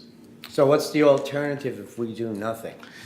The We just have alternative, these unsightly and things falling down, and we just bring these people to member hearings? that's the policy that you have in place right now. So I'm not saying don't revise a policy, I'm just giving you the implications of revising that policy. With the current resources that you have and the program that we put in place for your prior paint and your paint, it cannot be done. We can only do what we're doing right now, but if you wish to go further, then we will have to look at those resources and let you know what the implications are. Yes, sir.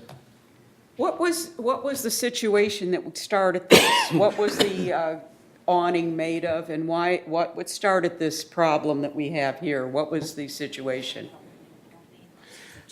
I believe, and I don't recall, Sue, but Lori's telling me that it was a metal awning and we don't paint those. So it was a metal So awning? it could have been an awning, yeah. Yeah, metal we won't paint. I mean, usually it's some sort of, that usually has some Galvanized sort of coating on it that's applied by the manufacturer in most instances. Right. Okay, so that's what started this problem. That was the people that came forward. Could have been. Okay. Okay, Reza? I think we have to separate these issues. We're talking about accessible things like hot water heater, panel, and also about metal structures, etc.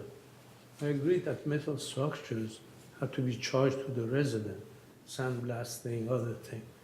But for things like they're accessible, like the cover for a water heater, if the guy is painting, it's another 10 minutes to do it. If you want to charge him for that, the administration fee is going to be much larger. Totally agree. It's already Right. been done. They're paying And that's us. already being done. Right, currently, we're not charging for them, if it's accessible and it doesn't look like it's gonna fall apart when we pressure wash it, we do paint it for them. We don't ask the question, we just go ahead and paint it with the color that we're painting the rest I of it. guess the issue right now on the table is the fact that some people have complained that after this area has been painted, there was one part of the structure, whether that was a hot water heater, whatever it was. It was an awning. It was an awning. It was not looking very well, so as a result of that, they had an issue with that particular item, and there was a complaint. Yeah. Yes. So then that goes to compliance, as we were talking about. That's what we're saying. And then it's straightened out, so I don't see that we're having a problem. I don't see it. I just think we should put the letter in so people will be aware that we are not going to paint metal and vinyl, and that they're aware that they're responsible for it. So I'm hearing from this committee right now, okay, that we do not want to pursue this at all. We've discussed it, we've gone into it, and I don't see anybody here having an issue with it. Yes? We do put a notice that our paint crew is coming through, right? Yes, Ahead of time. that's what they said. Yeah, that should do it. And, No, but we should let them know. and I think Yes, if we yeah. delve into this, we're gonna get into trouble, because I know my neighbor paid to have a painter come and take care of their awnings. So if we start I think we're asking for trouble. That's We have a fine. speaker. We have a speaker, Sherry Hanover, who has placed a card in and wants to Okay, speak on this please. topic. Sherry? Hi, just bear with me for a second. This is a little bit much. Ernesto, I want to thank you. My building was painted. I live on the creek, and they did a beautiful job. The people were fantastic. Out of a scale of 1 to 10, I give you 9+ because there's always room for improvement. So that's my positive, and I'm very happy. The thing is, I spoke to the crew member who was in charge of the area. And I have what is called, and I've been informed, it's called an eyelash cover. I am on the second level. The person beneath doesn't see the paint peeling off, primer coming off, and the overall disrepair of this beautiful building. I asked the gentleman, could it be painted? And his response to me was, oh, no.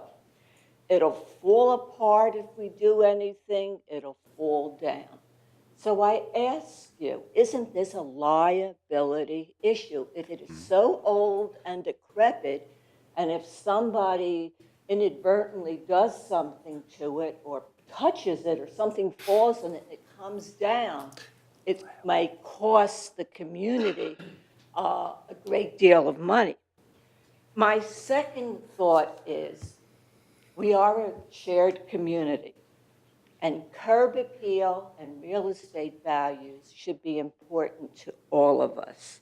So I ask you to think of the aesthetics, the curb appeal, and how it affects United's resale value and property values as a whole. I spoke to my neighbor below, and I agreed to pay half. Nothing's been done for 6 months, and I haven't addressed that issue with her again. But I think this is more than not doing anything, and it needs to be looked at, because it's like a woman who gets a new dress and doesn't comb her hair. It's unsightly, and I thank you for your time. Yes, Gary? I've got a question. Have you turned in a complaint to compliance? I believe in trying to be positive I understand. And I know more- where you're coming from. and to start World War III over Yeah. something like this is not where I want to go. Understood. Understood. Yes, Andre? I also have a similar situation. If I understand it correctly, the member is on the delinquency report at this point because the owner has already, the stockholder has already deceased and then nobody's taking care of that property. As a result, the place is running down. We need to come up with a quick approach to resolve those issues before it getting us a problem. And those are our properties. We need to do something, whether the residents do something or not. Compliance is one issue. So is compliance the sole solution, or do we need to do something to make it better? Otherwise, the neighbor's property value is going to drop with that kind of situation. So I understand that it's an extreme case, okay, but it happened in this community. So what I'm asking is, what is the answer on that? Well, I think we specifically said, okay, that we've got various different initiatives in place to take care of this, and it is partially being done by compliance, which I don't thoroughly like doing that, okay, because as mentioned here, we don't want to start World War III for all these little paint issues. But at the same time, I do agree with Gary and Sue about the fact that we have situations whereby we may be crossing the line and getting ourselves into more trouble by going this way and having us do those particular items. So, yes, Sue.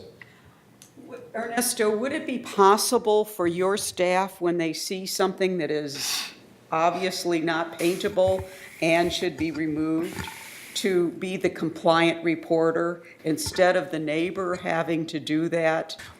That's a very good question, and I was just having that discussion with Lori. We do have, our compliance department does have a person that goes around and identifies alterations that are out of compliance, and they do issue correction notice to do that. So can your painter report these things for us? I mean, he told her that it would fall apart, and we need him, we need a way for him to get that into the system instead of having to have the neighbor do it, and it's much more difficult if the neighbor does it.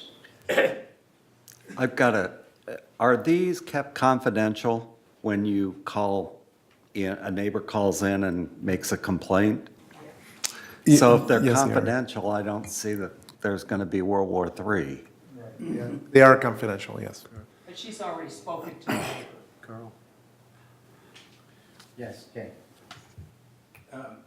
It seemed like the prep crew are the guys that are, you know, not some compliance guy, the prep crew are the guys that go and looking at a building, doing what they gotta do. They should just turn in some sort of a report, you know, for compliance, and the mutual contacts the residents and say, you got something in disrepair, you need to fix it before the paint crew comes through. And so it's a natural process where the guys, the prep crew guys really know.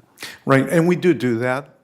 There's a lot of what happens under the radar is that our staff that's out there already doing work, they see something, they'll say something. So the communication takes place when they go out there and they're getting ready to, when they're inspecting actually the buildings prior to any work taking place. If there's issues that need to be addressed, they will bring them up, they'll discuss them, they'll either add them to the compliance list, or a decision is made to go ahead and address them as we go through, so. Yeah, that would probably be the best way to do it, okay, the prep crew, because they're out there right now prior to the paint, so they'll notice those things. They make the, they notify their supervisor, and their supervisor submits a report of some sort, and Yeah. that report then gets, I guess then they get notified that they need to get this work done. Right, so that does occur, that is occurring right now. We do have a staff that is actually assigned the responsibility of doing the inspections prior to doing any work and notifying whoever needs to know. Okay. Yes, Andre? Uh, Oh, I'm sorry, Jane. Go ahead. No, go ahead, people have days. What about after the fact? What happens if the pre-paint crew doesn't catch it? And it's after the fact, so what does the member do at that point? If it's an alteration that needs to be addressed, that was not caught by the crew or compliance, then whoever looks at it and has a problem with it should really notify resident services so that they can open a ticket and so that they can get back to the painting crews to be able to address it. That's true, that's World War III. Okay, Andre, I think this will be the last one, and then we'll go around the table and find out if we have any issues that we want to. Yes, thank you very much. I like the idea that's just talked about the paint crews, pre-paint crew will do some research on that. And we'll go over to a compliance issue, become a compliance issue. But I think we probably need to do a little bit of one step further. The paint crew may need to recommend and say this must address. It's not just a compliance issue now, it is the property issue that we need to take action, and then we have to charge them. I believe that's the next step we have to do. Otherwise, we've seen some properties going that route already. Well, if we come into a situation where we have the things about ready to fall down, that's a completely different issue altogether, okay? We're only getting into aesthetics here right now, is that correct? Okay. So I think the report would indicate that this is a must-do, and then we'll have to tell the resident that he must do it. If he doesn't do it, then it has to go to compliance. If it's falling down, then I guess we'll probably take that and have to do something with it so it doesn't hurt anybody. But at the same time, I don't think we're getting to that point, are we, Ernesto? But we will add the information as Sue suggested. I think it's a very good idea, so that the resident knows what the expectation, the mutual's expectations are. So, based on the discussion around this table, okay, I'm of the opinion that we just keep in place what we currently have, and with some accentuation to the reporting that we just discussed, and that's where I'm going with it. Gary? I agree. Sue? I agree. Reza? Anybody in the advisors have any? I just Okay. wanted to make a real quick comment on those eyebrows. They've been up there over 50 years, and it's something that we should be aware of on the condition of those eyebrows. Okay, so, next item.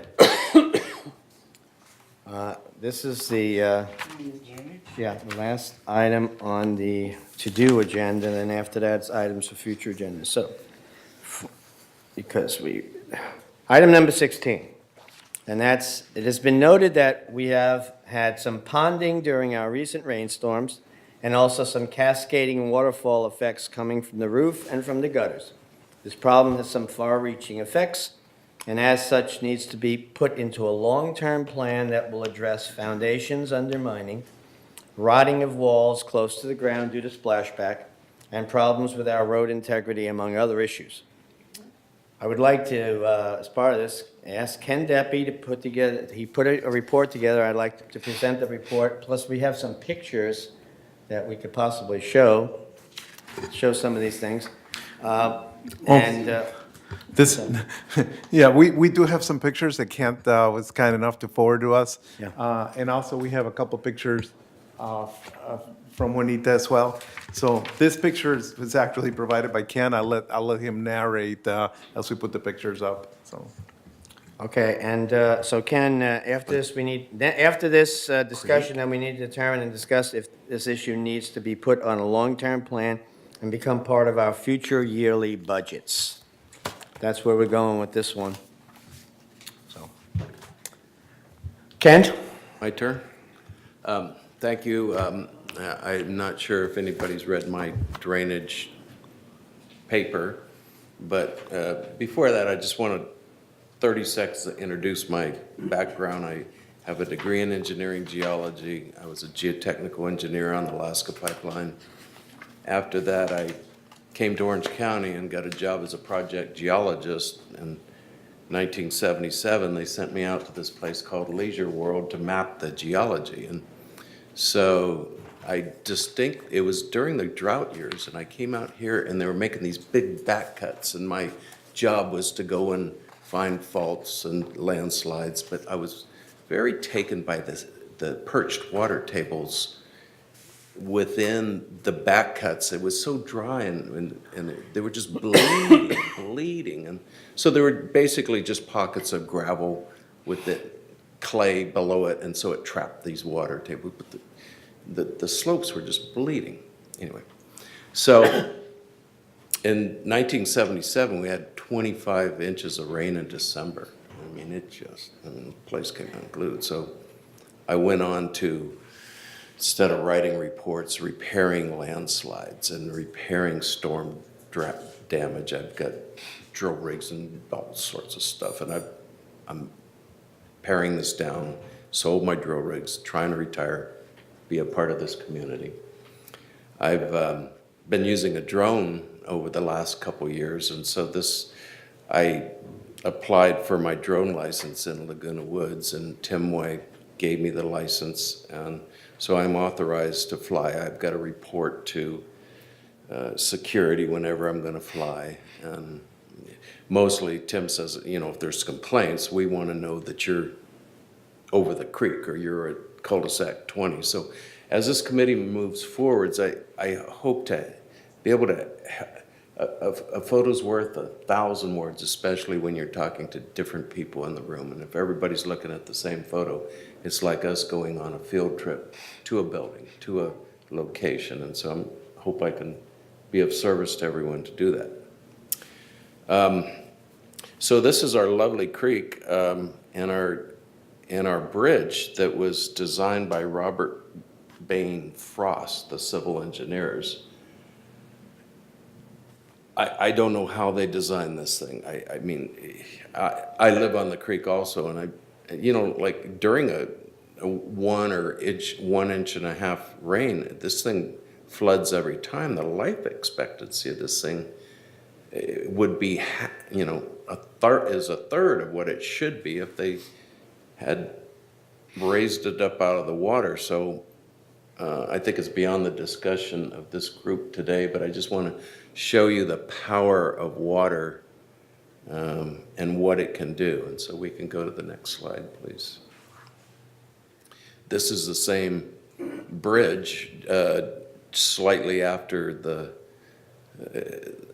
water subsided. The Aliso Creek has a very small watershed area. I mean, when it rains, and when it stops raining, I mean, it's a matter of hours. So it's not like we're draining a large region. It's a real, fairly small, rapidly responding creek. And again, I think for our discussion today, it's beyond our discussion, but I did get to fly my drone around, and I thought I'd share my pictures. So next slide, please. Yeah, Mr. Chair, if I just interject real quick, Ken, I did look at some of the background and the construction of this bridge. I wasn't here. Yeah, we talked. I wasn't here at the time, but you're correct. RBF did the design, and apparently this thing was designed to be submerged under a large water event, which I imagine will be anything over a 25-year event. The watershed for the creek is not small. I think what you're referring to is the capacity of the creek to hold water, but the watershed is actually very large, which means the watershed is actually what's draining through the creek, and that watershed is very large and it charges very quickly. Yes. That's why you see this big rush and a big increase on the water level going through the creek, and then it diminishes very quickly as well. But I just wanted to let you know that it appears that this bridge was designed originally to be submerged under larger water events. There is, from an engineering perspective, there's two ways to design a bridge. Either you raise it above the 100-year water level storm, or you design it to be submerged and to have the capacity to withstand the rush of the water and any debris that piles up against it. And I think that that's probably the way they went on this. They decided that it was too costly to raise it above the creek level, and they just left it as a design. Again, this is all subjective because I wasn't here, but just my thoughts on it. There's obviously a problem because of the yellow sandbags in the picture. Right. The channel is too small. I mean, the channel is what we're seeing on the other, the capacity. And so,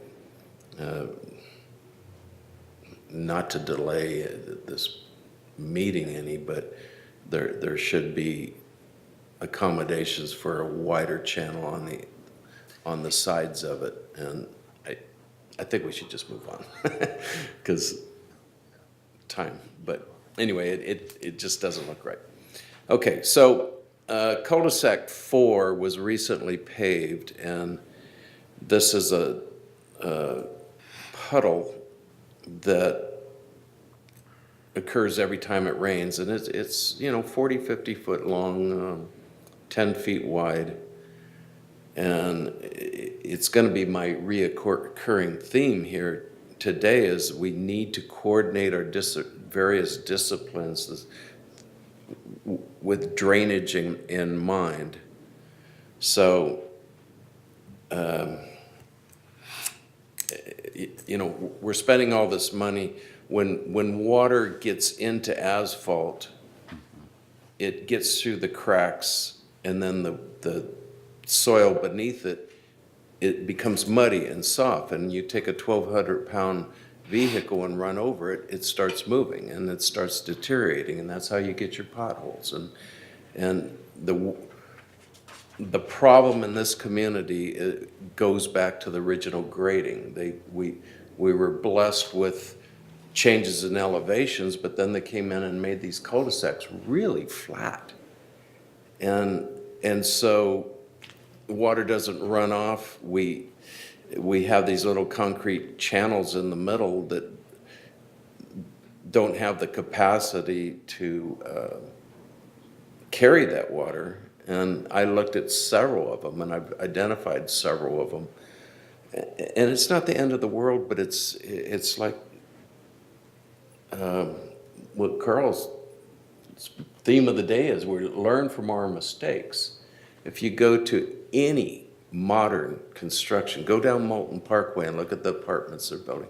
They all have gutters and downspouts and area drains that drain out to the curb and gutter, and there are recharge areas you can do into greenbelt, so it doesn't all have to go away, but we don't have this, so the lack of gutters and downspouts and drainage control, everything is just flooding into these flat cul-de-sacs, and that's why they're flooding and deteriorating.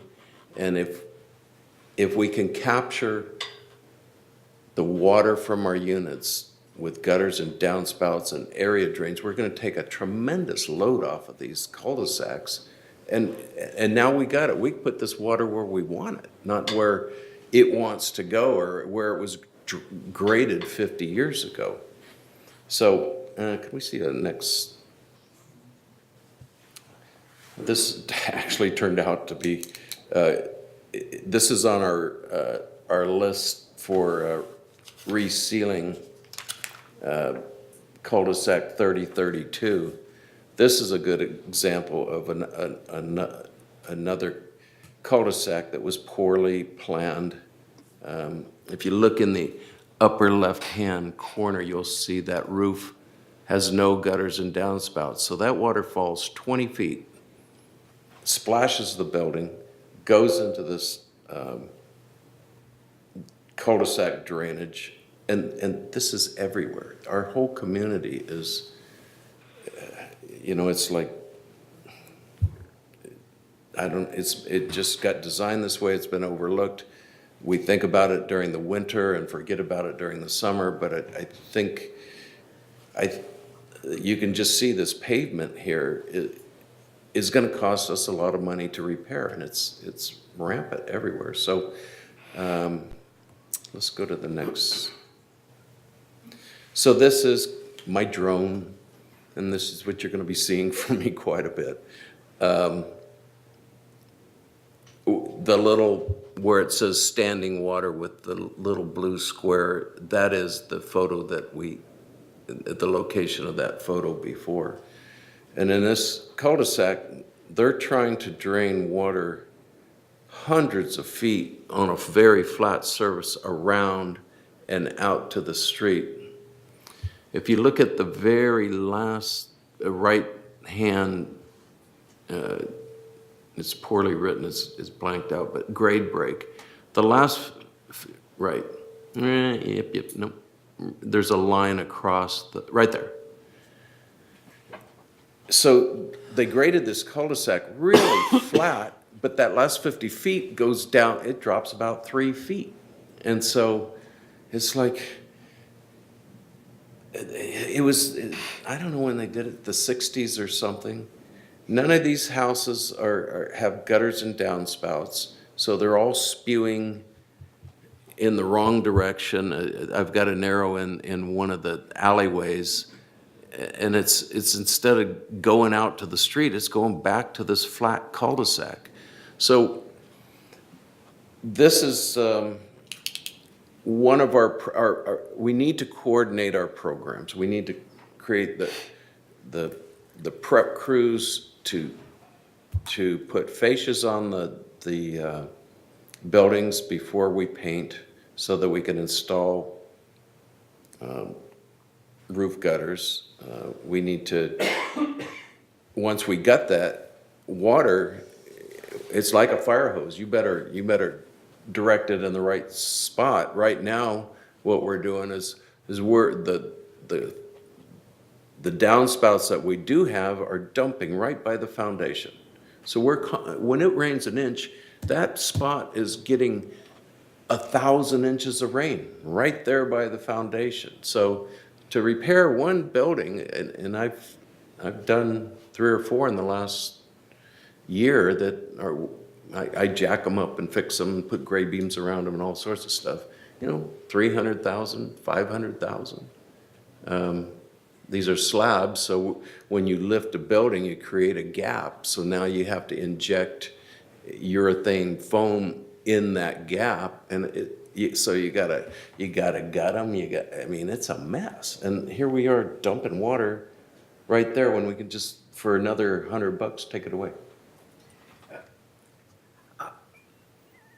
Dumping water with a drain like you're talking about, great idea. But we have lots of trees, and these gutters get filled up and gets choked within a month. Well, I see it on the internet, there's screens that can be installed on these.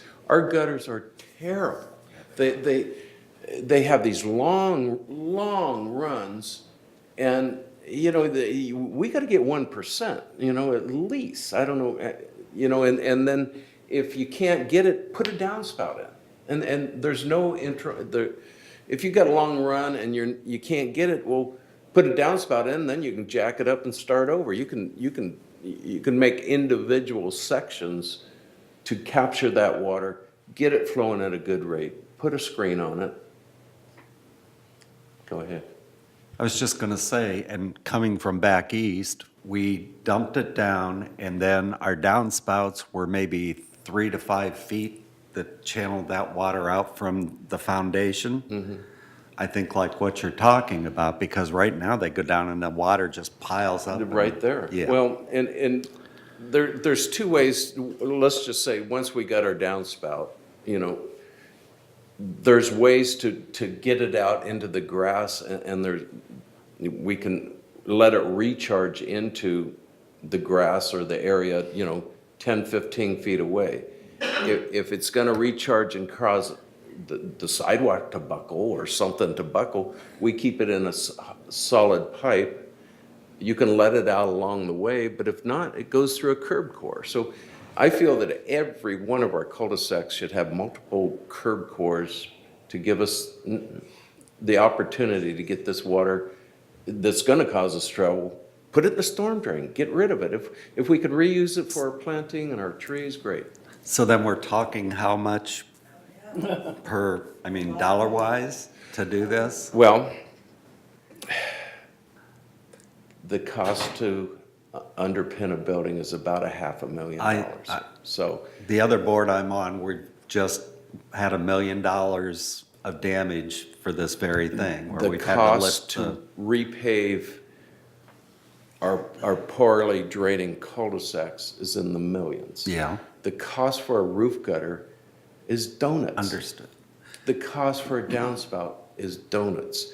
The cost for a 4-inch pipe. Perforated. Well, it could be perforated if we want to let it back in. Right. You know, to install a 4-inch pipe is like, you know, $25 a foot. The only thing, though, if we're doing that and we're running it out to the street, that's kind of then the same problem that we're dealing with right here, because then our streets are going to be flooded, and then we're going to have the street our problem. streets are designed, they're the lowest point, and they're designed to carry our water to a storm drain system. We have, Wrong. Well, some of them. But I mean, and I understand what you're saying, but I mean, from what you've been showing us here, we've got huge puddles in the streets, which we shouldn't have if they were constructed correctly. I would welcome you to correct me, but usually pads are higher than the street. In the street, if you don't build a building pad below a street, because the street water will flow into the back. building pad, you build the building pad higher than the street, Yeah. and your street, go ahead and correct me. Mr. Chair, if I just may weigh in a little bit. I've dealt with this all my adult life, because that's practically what civil engineers do. Right. And this is an obvious problem in this community. The community was poorly designed relative to drainage. That's bottom line. You're stuck with grades that were set when this thing was constructed. To change those grades at this time is extremely costly. And I will never recommend that we go there. However, there's many things that can be done to improve the situation, particularly related to the individual drainage of our buildings. You know, like it's been stated, our gutters are atrocious. Many of our buildings do not have fascias. The downspouts are just dumping right next to the building. So there's a number of things that can be addressed. Some of them very easily, and some of them not so easily. Part of the problem is that you are correct. With the streets and alleys are designed not only to convey vehicles, but they're also designed as channels to convey water to your storm drain system. Part of the problem that we have here is that our storm drain system is very scant. It was not extended to where it should have been extended to pick up some of this water so that you don't have surface runoff. You know, we do things differently now. And it's not really because this was done 60 years ago. You know, they screwed it up 60 years ago. They could have designed it correctly. And I don't want to throw those people under the bus at this time. There's a lot of decisions, there's a lot of factors that come into designing of your grading. A lot of it has to do with dollars. You know, sometimes to provide the grades that you really need to get better runoff, it costs money because you got to import or export dirt. Typically, you want to balance your site so you don't have to bring dirt in or take dirt out. There's some situations, like Cam pointed out, where you have a flat area and then you have a drop to the main gutter. That was an easy fix right there. They could have put a string and string line it so that increase the grade on the whole alley. They didn't do that. We're stuck with that now, and I would never recommend that we rip out our gutters and rip out our alleys to fix that situation. We're doing a couple of things. We're changing our practices. There's programs that you have in the budget that are contingency budgets in case our walls rotate out of plane and they get damaged, then we go out there and we fix them. A problem that is directly associated with saturation of the soils around the buildings because of this drainage problem that we have. But there, again, there's a contingency fund to do that. Most years, we don't spend that entire fund because, again, it's a contingency. If we don't have those issues, then that money remains unspent. So that's one area where I would recommend that we use some of that money, program some of that money to address some of these drainage issues. You know, address the downspouts, figure out how to maybe build a French drain, recharge the water table naturally by directing some of these waters to pits filled with rocks to be able to recharge and to be able to get rid of that water. Some of these things are not terribly expensive, and they can be done. And there's several programs, and I identified a couple here, well, since we're talking about it. Building structures, that again, it's a contingency program. You budget $135,000 for that. Sometimes, you know, that money remains in there because we don't have enough tickets to address the building deficiencies.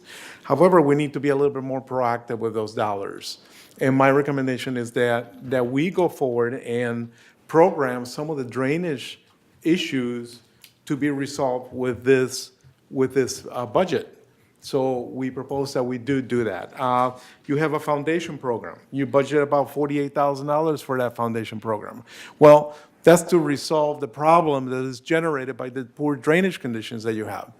Let's use some of that money. If it doesn't look like we're going to need that contingency funds, let's have that money ready to go to address some of the drainage issues. You know, some of your gutters and downspouts, and try to figure out where we're going to take that water. Obviously, I'm not going to recommend that we construct storm drains in the community, new storm drains. If there is something that we could solve a large drainage problem by extending maybe a storm drain lateral, and we're going to be reconstructing that street because it's shot, and then that's an opportunity for us to consider additional funding to stick a piece of pipe in the ground and extend that storm drain and help the drainage situation. So that is something that should really be done. We don't have a culture of doing that in this community. It was never really done. We've addressed all the paving issues and some of the concrete issues, but never with the thought of how do we fix the problem, but how to maintain our roadways. And Ken is absolutely correct. The worst enemy of asphalt, it's water. Once you have water sitting on asphalt, the life of that asphalt is downhill.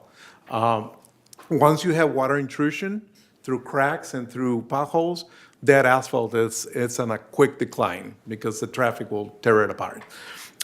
One of the things that we instituted, what was it, last year, I think we put the mutual put $150,000 towards concrete improvements. That's something you didn't have, and it was astounding to me that you didn't have that money because your concrete improvements are falling apart. They're 50 years old. There's cracks. There's some of your valley gutters, as Ken pointed out in some of the pictures here, are this wide. I mean, who puts in valley gutters that wide? You can see that this water is ponding much beyond that. So the new gutters that we're putting in, we're making them much wider than that. And we're putting a larger pitch in those gutters to accommodate more water too. So there's things that we're already doing. You already have money in the budget to address a lot of your concrete problems, which you didn't have in the past. So that's going to be addressing some of these issues as well. But in the long run, I think that there's two things that we can do, or two things that the mutual can do. One is direct staff to add a budget appropriation. Pull a number out of the sky, $100,000, and to dedicate that to a program to specifically address the worst drainage situations that you have in the community. That's one option. The other option is that we do what I'm suggesting here, that we look at these contingency programs that leave money on the table almost every year because we don't have the contingencies to address, and that money just goes lost. So let's take some of those monies from those programs and begin to address some of the most grievous issues that we have relative to drainage. Well, the low-hanging fruit here is addressing your runoff from your buildings. We need to move that water away from the foundations. That's hands down something that needs to be done, not only in United, throughout the community. This is prevalent throughout the community.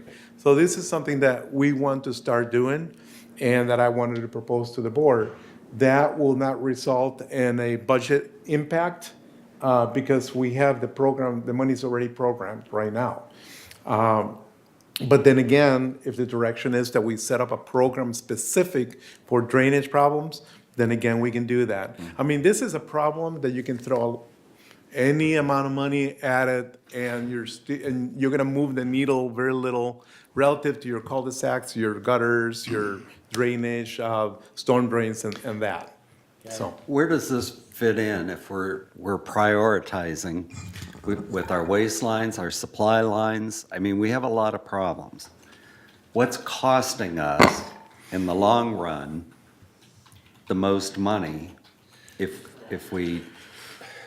I would say dry rot, Okay, waistline remediation, and roofs are some of your items that really bite budget-wise and that you really need to stay on top of. The problem with your foundations in this community, it's something that needs to be addressed in the long run instead of just addressing the problem. We should really get to the root cause of them. But relative to priorities, I think your priorities are pretty well established right now. And if you're going to look into adding additional funding at the tune of maybe $100,000 to your programs, to your budget, you need to really have the discussion at the board level as to where do you want that money, where does that fall as far as, and that's what I was just going to ask you also. With budgets coming up, we maybe need to be discussing all of these areas and addressing the problems. And if we have to increase the monthlies, we have to increase the monthlies. Sure, so what I'm suggesting as a possibility to do is to look at the monies that you currently have in the budget that are contingencies, and see how maybe we can start using some of that money to correct some of those drainage deficiencies without impacting your bottom line.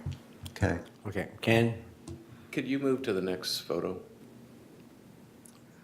Now, before you move out of that slide, I have a question. Sure. Okay, and so does Walter. Walter was first then. I want the previous. Well, I noticed while the sewer work is being done, they had trenched around the complete building. While the trench is open, wouldn't it be more profitable to put some kind of drainage in there, even if we don't connect it at this time? Like a French ditch, Like a tile, French ditch. perforated pipe? Yeah, Well, French ditch. anything is possible. Because the trench is already open. It's just a matter of money. You know, the contractor is getting paid to address waistline remediation through the epoxy lining of the pipes. Totally different discipline, you know, so we cannot ask this contractor to actually create French drains for you, extend the pipelines and all of that. It would have to be a separate contract. Yeah, you know. Because it does, you know, Makes sense. it makes too much sense. Well, the trench is open, why can't we do it then? Well, you know, again, this contractor will not do that. That's not what they do. They line interior pipes with epoxy. Right.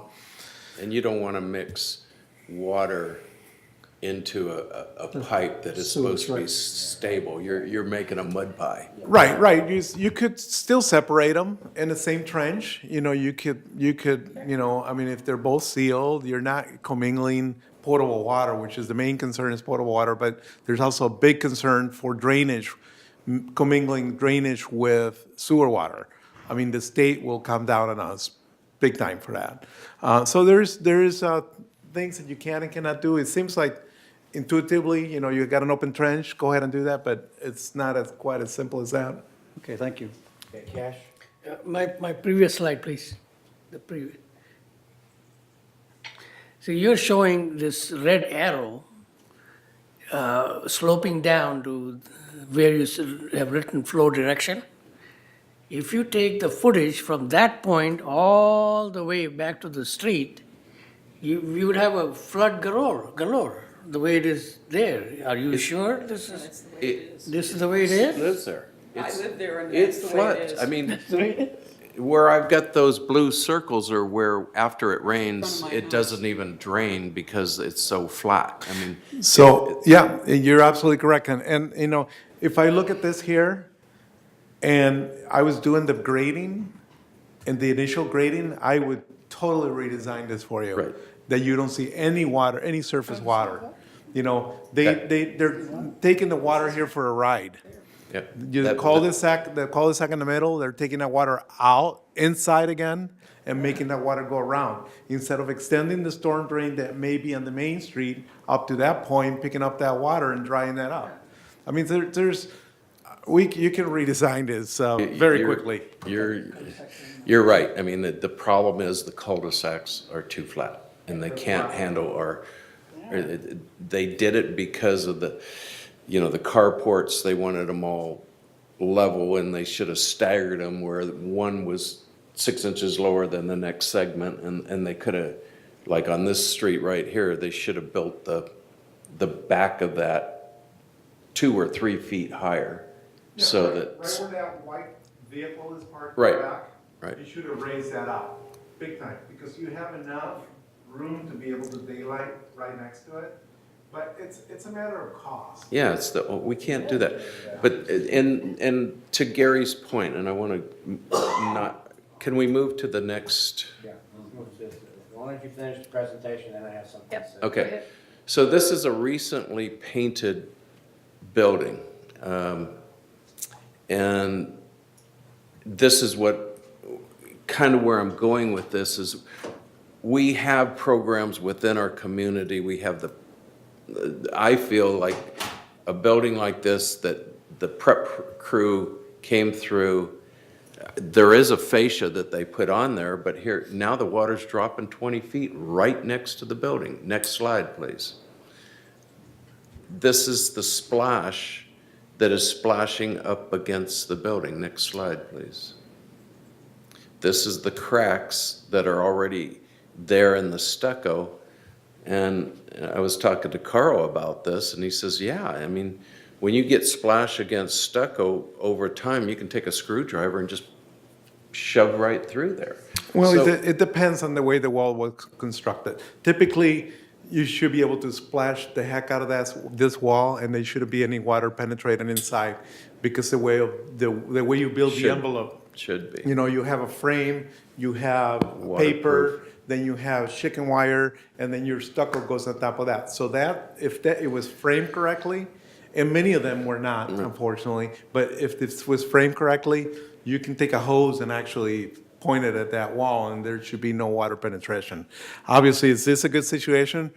Obviously not, but but you shouldn't be, the building shouldn't be accepting water from that, Right. you know, because of the envelope. So maybe we could go 2 slides back and let me finish what I was trying to, that one. So we have paint prep crews. If they would, when we go to paint a building, we put the fascia on, it's ready for gutters and downspouts. I mean, the last thing we should be doing is painting buildings without these fascias and allow water to come off and drop 20 feet for the next 50 years. It's, Gary left, but the fascia is not expensive. The gutter, installing the gutters are not, these are not big items. They can be done within the disciplines of what we have. The prep crew can come along and get this. Once you get down to a downspout, now you want to take it away from the building. I feel that the landscape crews, you know, when you start doing that, you're clipping through irrigation pipes and all sorts of stuff. They have and maybe you would correct me on that, Ernesto, but I've done plenty of them, and you don't know where the irrigation lines are, and they break, and you fix them, you know? That's it. And you don't know where the obstruction are, and whatever it is, you break it, it's, you know, especially if you use a trencher, you're gonna mow through it. The only alternative Absolutely. is you hand dig, and then I'd Right. recommend hand digging the first 5 or 10 feet away from a building. So the direction that we're going with this is drainage. We coordinate the drainage aspect of this community, which within each one of these programs, and it's coordinated. That's what I'm trying to say. Yeah, and that's, you know, and that's a very good point. Again, we're back to monies. You know, if the direction is that we install additional gutters to these buildings where we have a fascia to install them on, I think that's very doable. It just requires money. We need an appropriation, because we were not going to do that with inside staff, in-house staff. We don't have the resources to do that. So we will have to put it out to bid and get a vendor to do this on an annual basis to add as many linear feet as you wanted to fund Do to we a have- program. But again, that would be a program that would be added. And to the the budget. number that everybody can relate to is price You per get these foot. gutter companies, okay, they come in, they've got this huge 700 feet Yeah. of sheet metal sitting in there, and they just bend it right on the truck. Yeah, they and bend it cut and it's done, okay? I mean, it is, I've had that stuff installed in my houses before. I mean, oh, yeah. It's not that big of a And deal. they're It's not pros at it. cheap, They but know it's how not far, costly either. they know how far a downspout should be. Exactly. They know how, put a screen on, they know how to do That all would be the way this. I would go, okay, we'd go with a contractor to do that kind Right. of work. I was just going to say, anything we install should have a screen. Yes. But again, I think for everybody here, as a cost estimator, it's like, give me the price per foot for the shepherd hook. Give me the price per foot for gutters and downspouts. Give me the price per foot for area drains and all this. And then we can all make a rational decision. And, you know, whatever we're talking about, it boils down to cost. What, you know, within our budget, I see cleaning the gutters at $174,000, roof repairs at $133,000, and gutter replacements at $47,000. We have $350,000 that we might not use this year, that, like you're saying, how many feet can we get out of this thing? And let's get 1,000 feet out there. I don't know, 500, whatever it is. Yeah. So, are you basically done with your presentation now? Juanita, you had a question? First, I apologize, Ken. I should not have spoken out without being recognized. And I'm not quarreling at all with your findings, and I agree 100% with what you're saying about the gutters and the drains. My quarrel with what you had to say was the flat cul-de-sacs, the pooling of the water. Not all of them. No, I live on a slight slope, but it's Y-shaped, and water comes down from both sides here and then down my cul-de-sac to the main street, Ronda Granada. There are no gutters, there are no drains, and it's a river. I mean, literally, there's my, it's hard to tell, but, and it's ankle deep. And it doesn't go away because there's no place for it to go. So for people to walk to their carport or back to their unit, literally have to wade. And you can't go up here and get over or down here and get over because it's the full length of the cul-de-sac, and it lasts for quite a while after the rain or after whatever the, I mean, we even get it daily from the irrigation and the water, but at least that's enough that we can kind of step over it. But they're built that way. There are no drains to go in and put in the infrastructure for the drains. We don't have curbs. It's straight off, and it just is very, very difficult, and it's not just a flat cul-de-sac. I get your point totally. Every cul-de-sac is different in the power of water, like you're saying. If you concentrate it and you put it into a steep area, what you're talking about, you've got another set of problems. And what they did is they tried to drain everything to these cul-de-sac streets. And what I'm saying is, if you could take the houses and the buildings accept a tremendous amount of water, let's manage that water and relieve your cul-de-sac by diverting it off to either to infiltrate into some greenbelt areas or out to another area to relieve the pressure that you're talking about. But every single cul-de-sac is different. Everyone has got to be looked at by experienced eyes and say, okay, this was not a problem. It's got good drainage. Forget it, you know. Now, Cash, you had a last question, and then I'd like to see how we can wrap this up. I have some comments to make.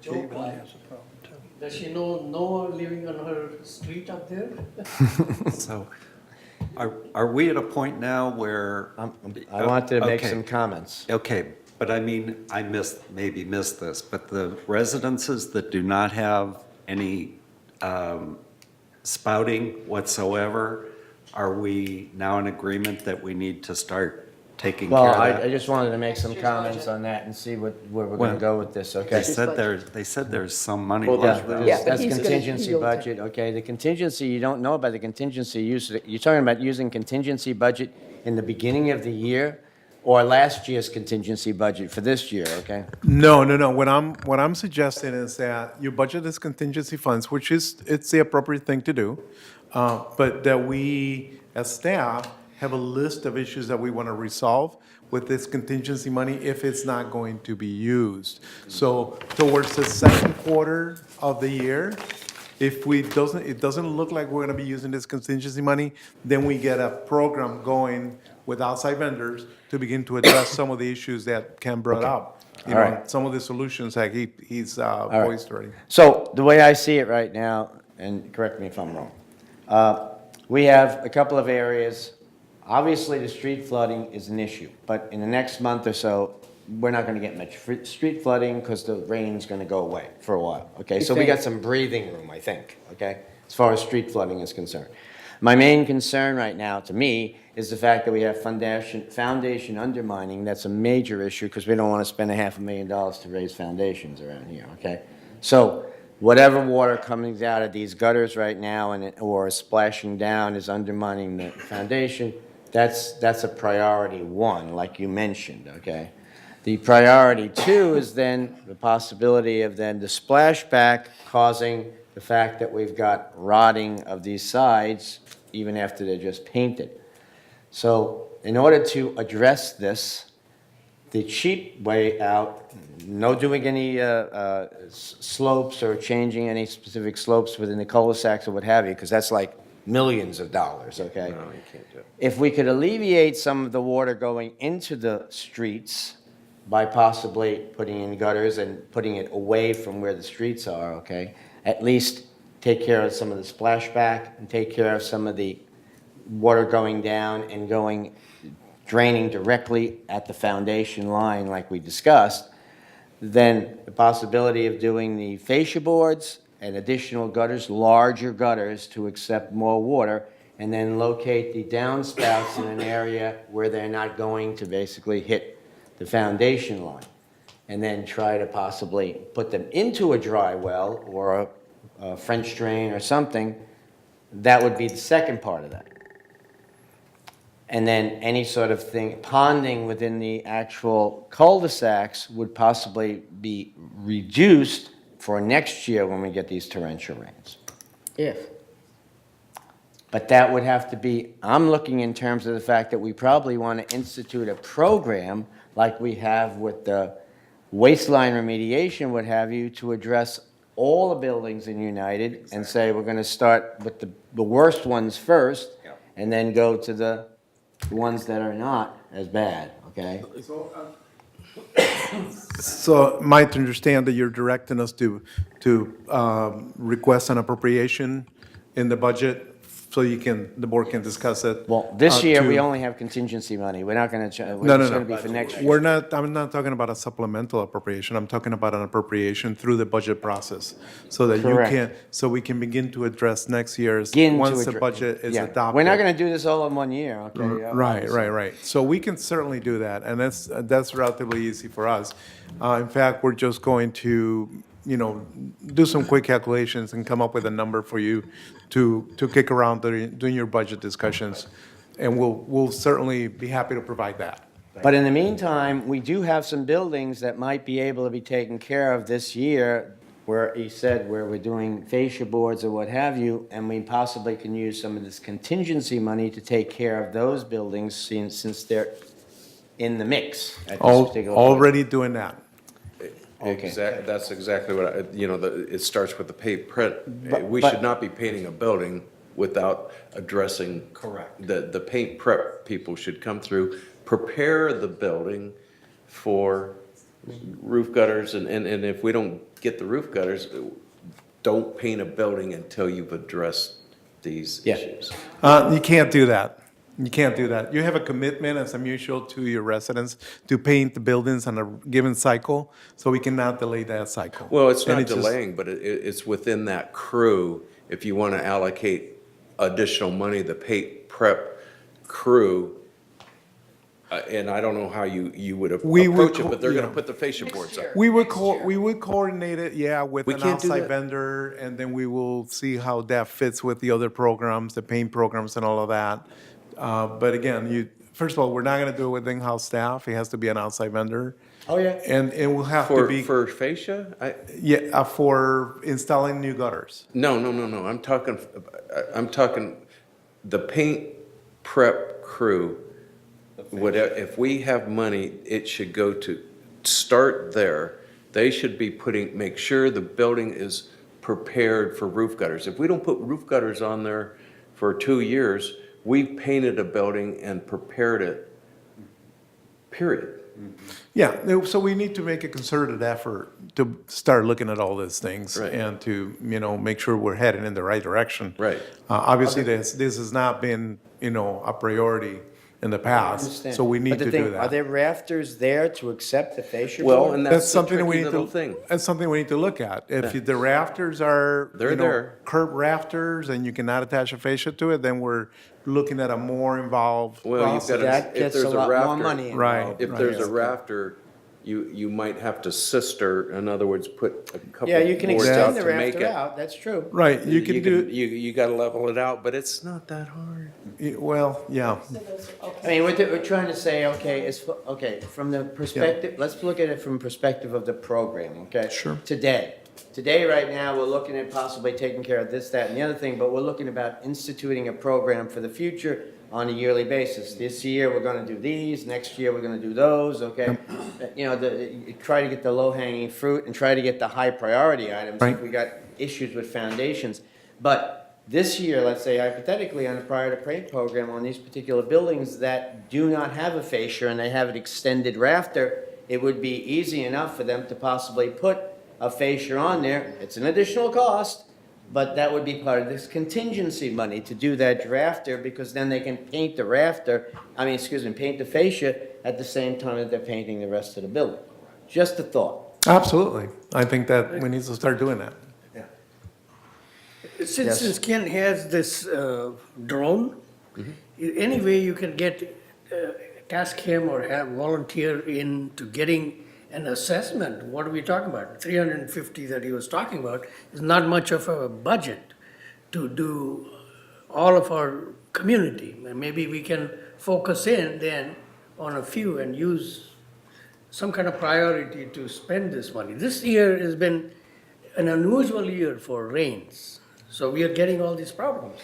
But it doesn't mean we need that throughout the community. Well, it's a good year to talk about it. Yeah, well, You know, the Good thing year As to soon talk as it about. goes away, everybody. Yeah, but then if you That's go true. next step, you can assess that maybe this is all the extent of the problem, then we can use all the money to fix that, or is the problem more than just this one cul-de-sac we are talking about? That's And- true. Yeah. Ernesto, But- can you, Some kind of- can But you the come thing up- right now is, okay, the $350,000 may go away rather quickly, okay, considering the fact you gotta install rafters, extensions to the rafters, you gotta put fascias on there, you gotta paint them, then you gotta put the gutters in there, and then you have to put some sort of dry well or something to take the water out from away from the building also. So now, it's not just putting a gutter on there, okay?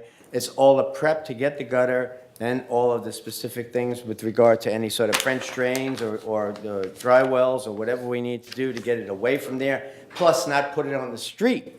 Because if we're just taking it away from the building, okay, in a gutter, and then still putting it on the street, then we still have the rivers in the street. So, Well, you know, It'll help you with Each the one is different. dry rot of the It, building. it will, and all I am trying to say is that the list of buildings that wherever this paint crew goes, that's where we start. They're only, here they are right here, you know, let's put gutters and down, or fascias yeah. on all these, and address it and come up with unit prices. Your paint crew is probably tenacious. Once you tell them how to, I mean, they probably will put those fascias on and they'll figure out a way that we told them to do that's much smarter, because they're the guys Well, that screw it in, you know. Your prior to paint crews right now have carpenters in the crew, correct? Oh, we certainly do, Yeah, yeah. and they're. So, I mean, Yeah. those people are possibly, but the painters themselves, they don't do No, carpentry. no. You Yeah, get the so guys we- that are we- tearing we- out dry yeah. rot and rotten. Anything that we can do with the current resources that you've given us to do that can address the issues that we're talking about, we'll certainly do. So are we looking for for you to give us some sort of a plan of attack to take care of this year and then supplement, and then for next year to go into this program? Is that what we're looking at? Well, what I would do is I'm going to give you a proposal for an appropriation for next year so you can discuss it through your budget appropriations, you know, through your budget discussions as a, whether it's a priority for you or not. Right.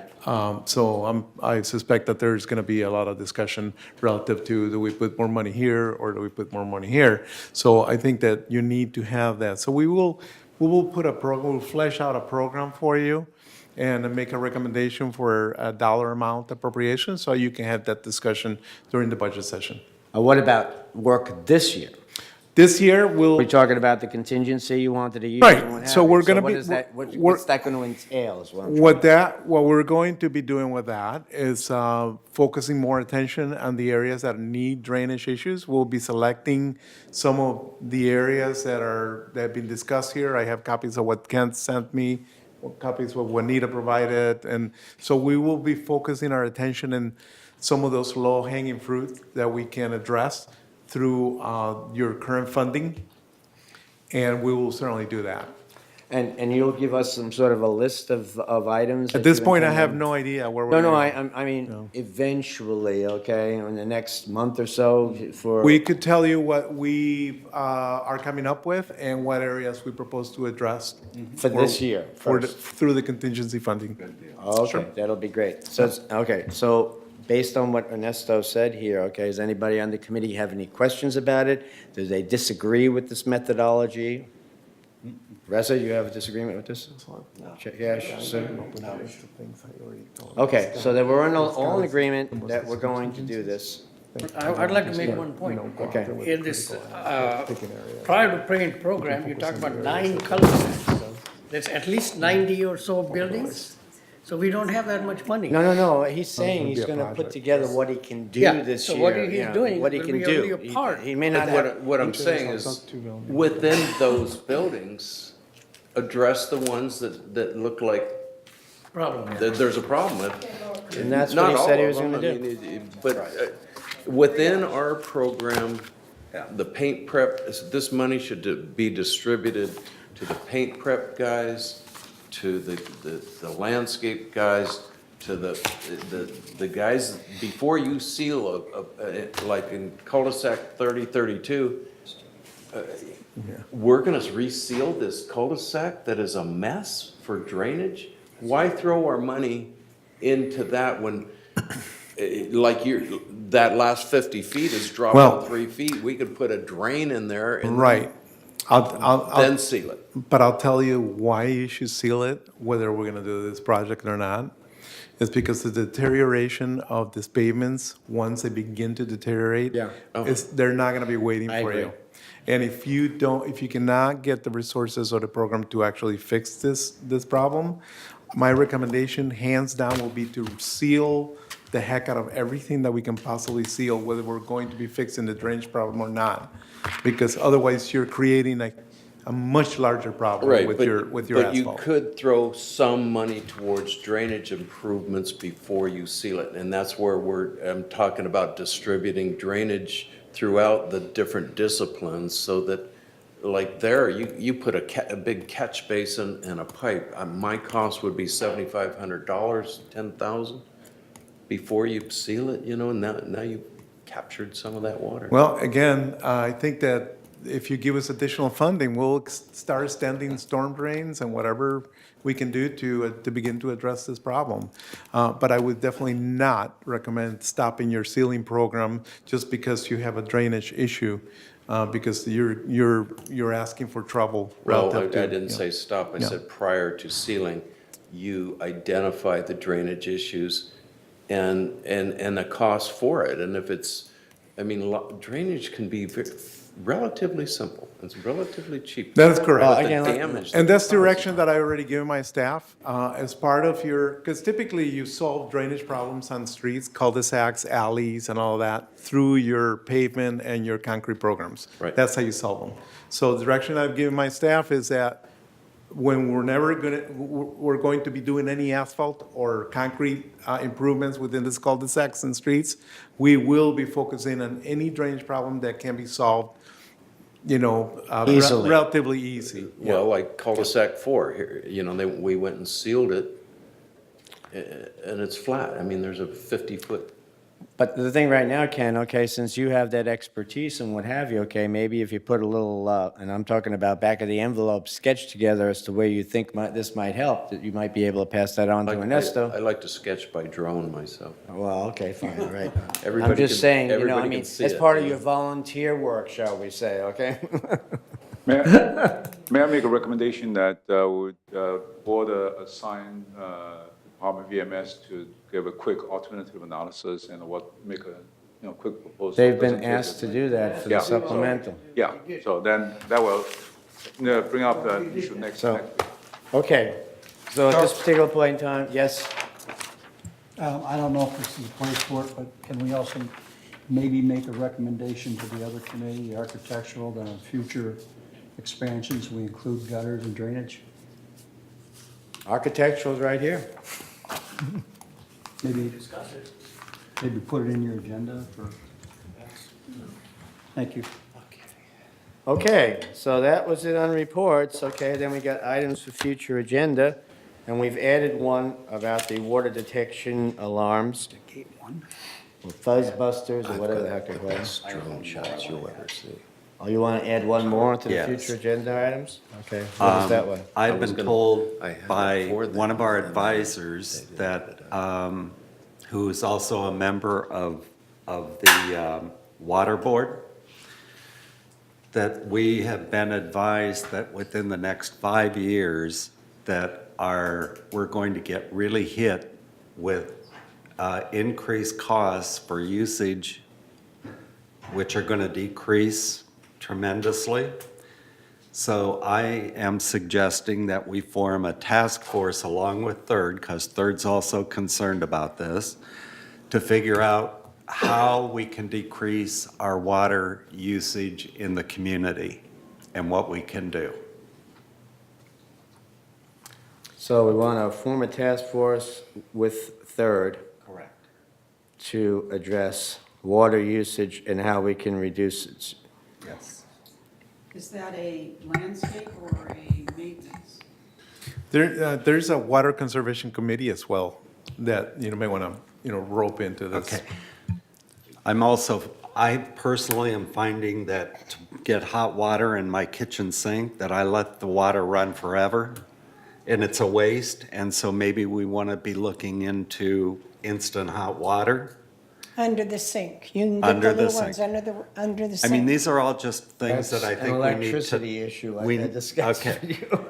That's what we need to discuss. It just starts working one thing into the next, but I it's wish we also had like. 150 amp service in our. Yeah, well, and that's Need a maybe separate what we circuit need for to it. politically get involved in with SCE. One battle at a time, okay? We can only do one battle at a time. So, anyway, the other items for future addenda are copper pipe supply line break report, drainage repairs to prevent foundation issues, and this goes along with what we just addressed. And then stove fire prevention devices. The pilot that, Mr. Tim Moy was supposed to address that. He was supposed to get back to us. Okay, because that got mentioned by Janie. And then appliance repair cost review for staff versus vendor. I don't know, just as a personal side, I'm looking to possibly purchase another refrigerator for my unit, so I contacted friends at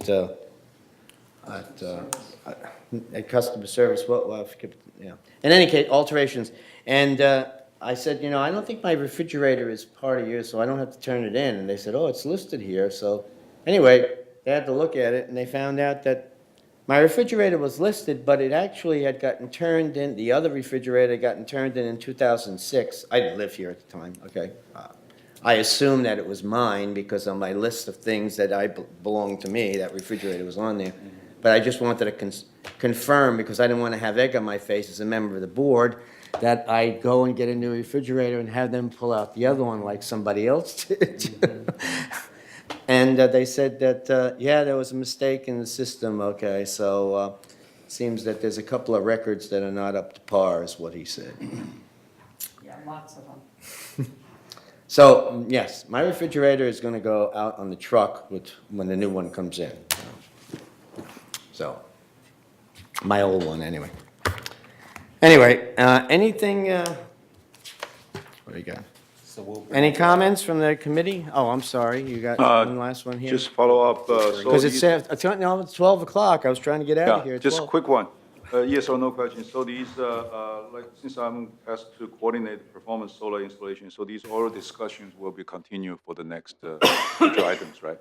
Solar installation, we will ask for a report from you, first report from you guys on the solar quote-unquote task force, okay? Our next committee meeting, we'll put it in the agenda. Okay, thank you very much. I have one quick question for Ernesto here. We are installing, drainage sewer system with epoxy Epoxy? lining. But some people tell me when there is a clog in these lines, that we put a snake in, which actually roto-rooters the lining as well. So do we have any control on that? Because No, it's really, the snake shouldn't really damage the epoxy. Damage. Epoxy it's a very hard material. It's like glass. So your regular, epoxy it's like a glass material. It's, so your rotor rooting, your regular rotor rooting equipment that's used out there should not really undermine the epoxy lining. But if something was epoxy lined, and there is an issue with the lines, they need to let us know right away, because we will go back to the contractor and make sure that they look into it. when the contractor was installing our lines, epoxied, he specifically told me that they have a special technique to unclog these lines with pressure balloons and things like that.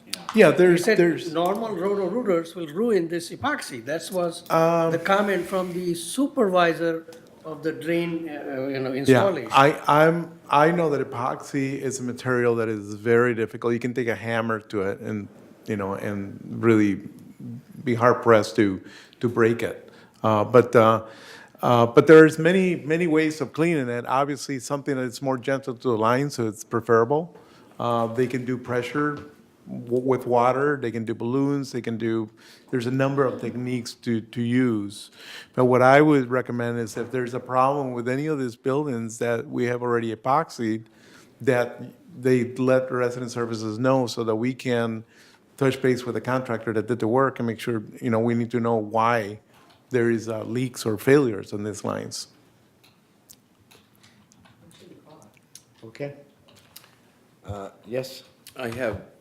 There was so much volume with my subject matter. I left one out that I'd like to put it on the next calendar, and that's, I gave you the drone shots of the intersection of Seville and El Toro. I mean, it's basically, it drains a large area, gets to El Toro and turns left, and has to go into a drain inlet. And if you could distribute those photos to everyone here, and so you can see, I captured it during the rainstorm, and it's It's a mini lid. Ken, if you can forward those pictures to us. I sent them to Carl. I think those are the ones that Lori got, okay? She No, looked, the ones that we received are the ones you already saw today. So, I sent them to you late, Okay, I will check. yeah, And I will forward them to Lori. because it's a real, Okay. Anybody else have any other comments from the committee? I move that we adjourn. Yeah. I second. Yes, Janie? I just wanted to say it was a great meeting. You all did a great job, and we covered a lot and very informative. Thank you, appreciate that. And unless anybody has anything else to say, this meeting is adjourned.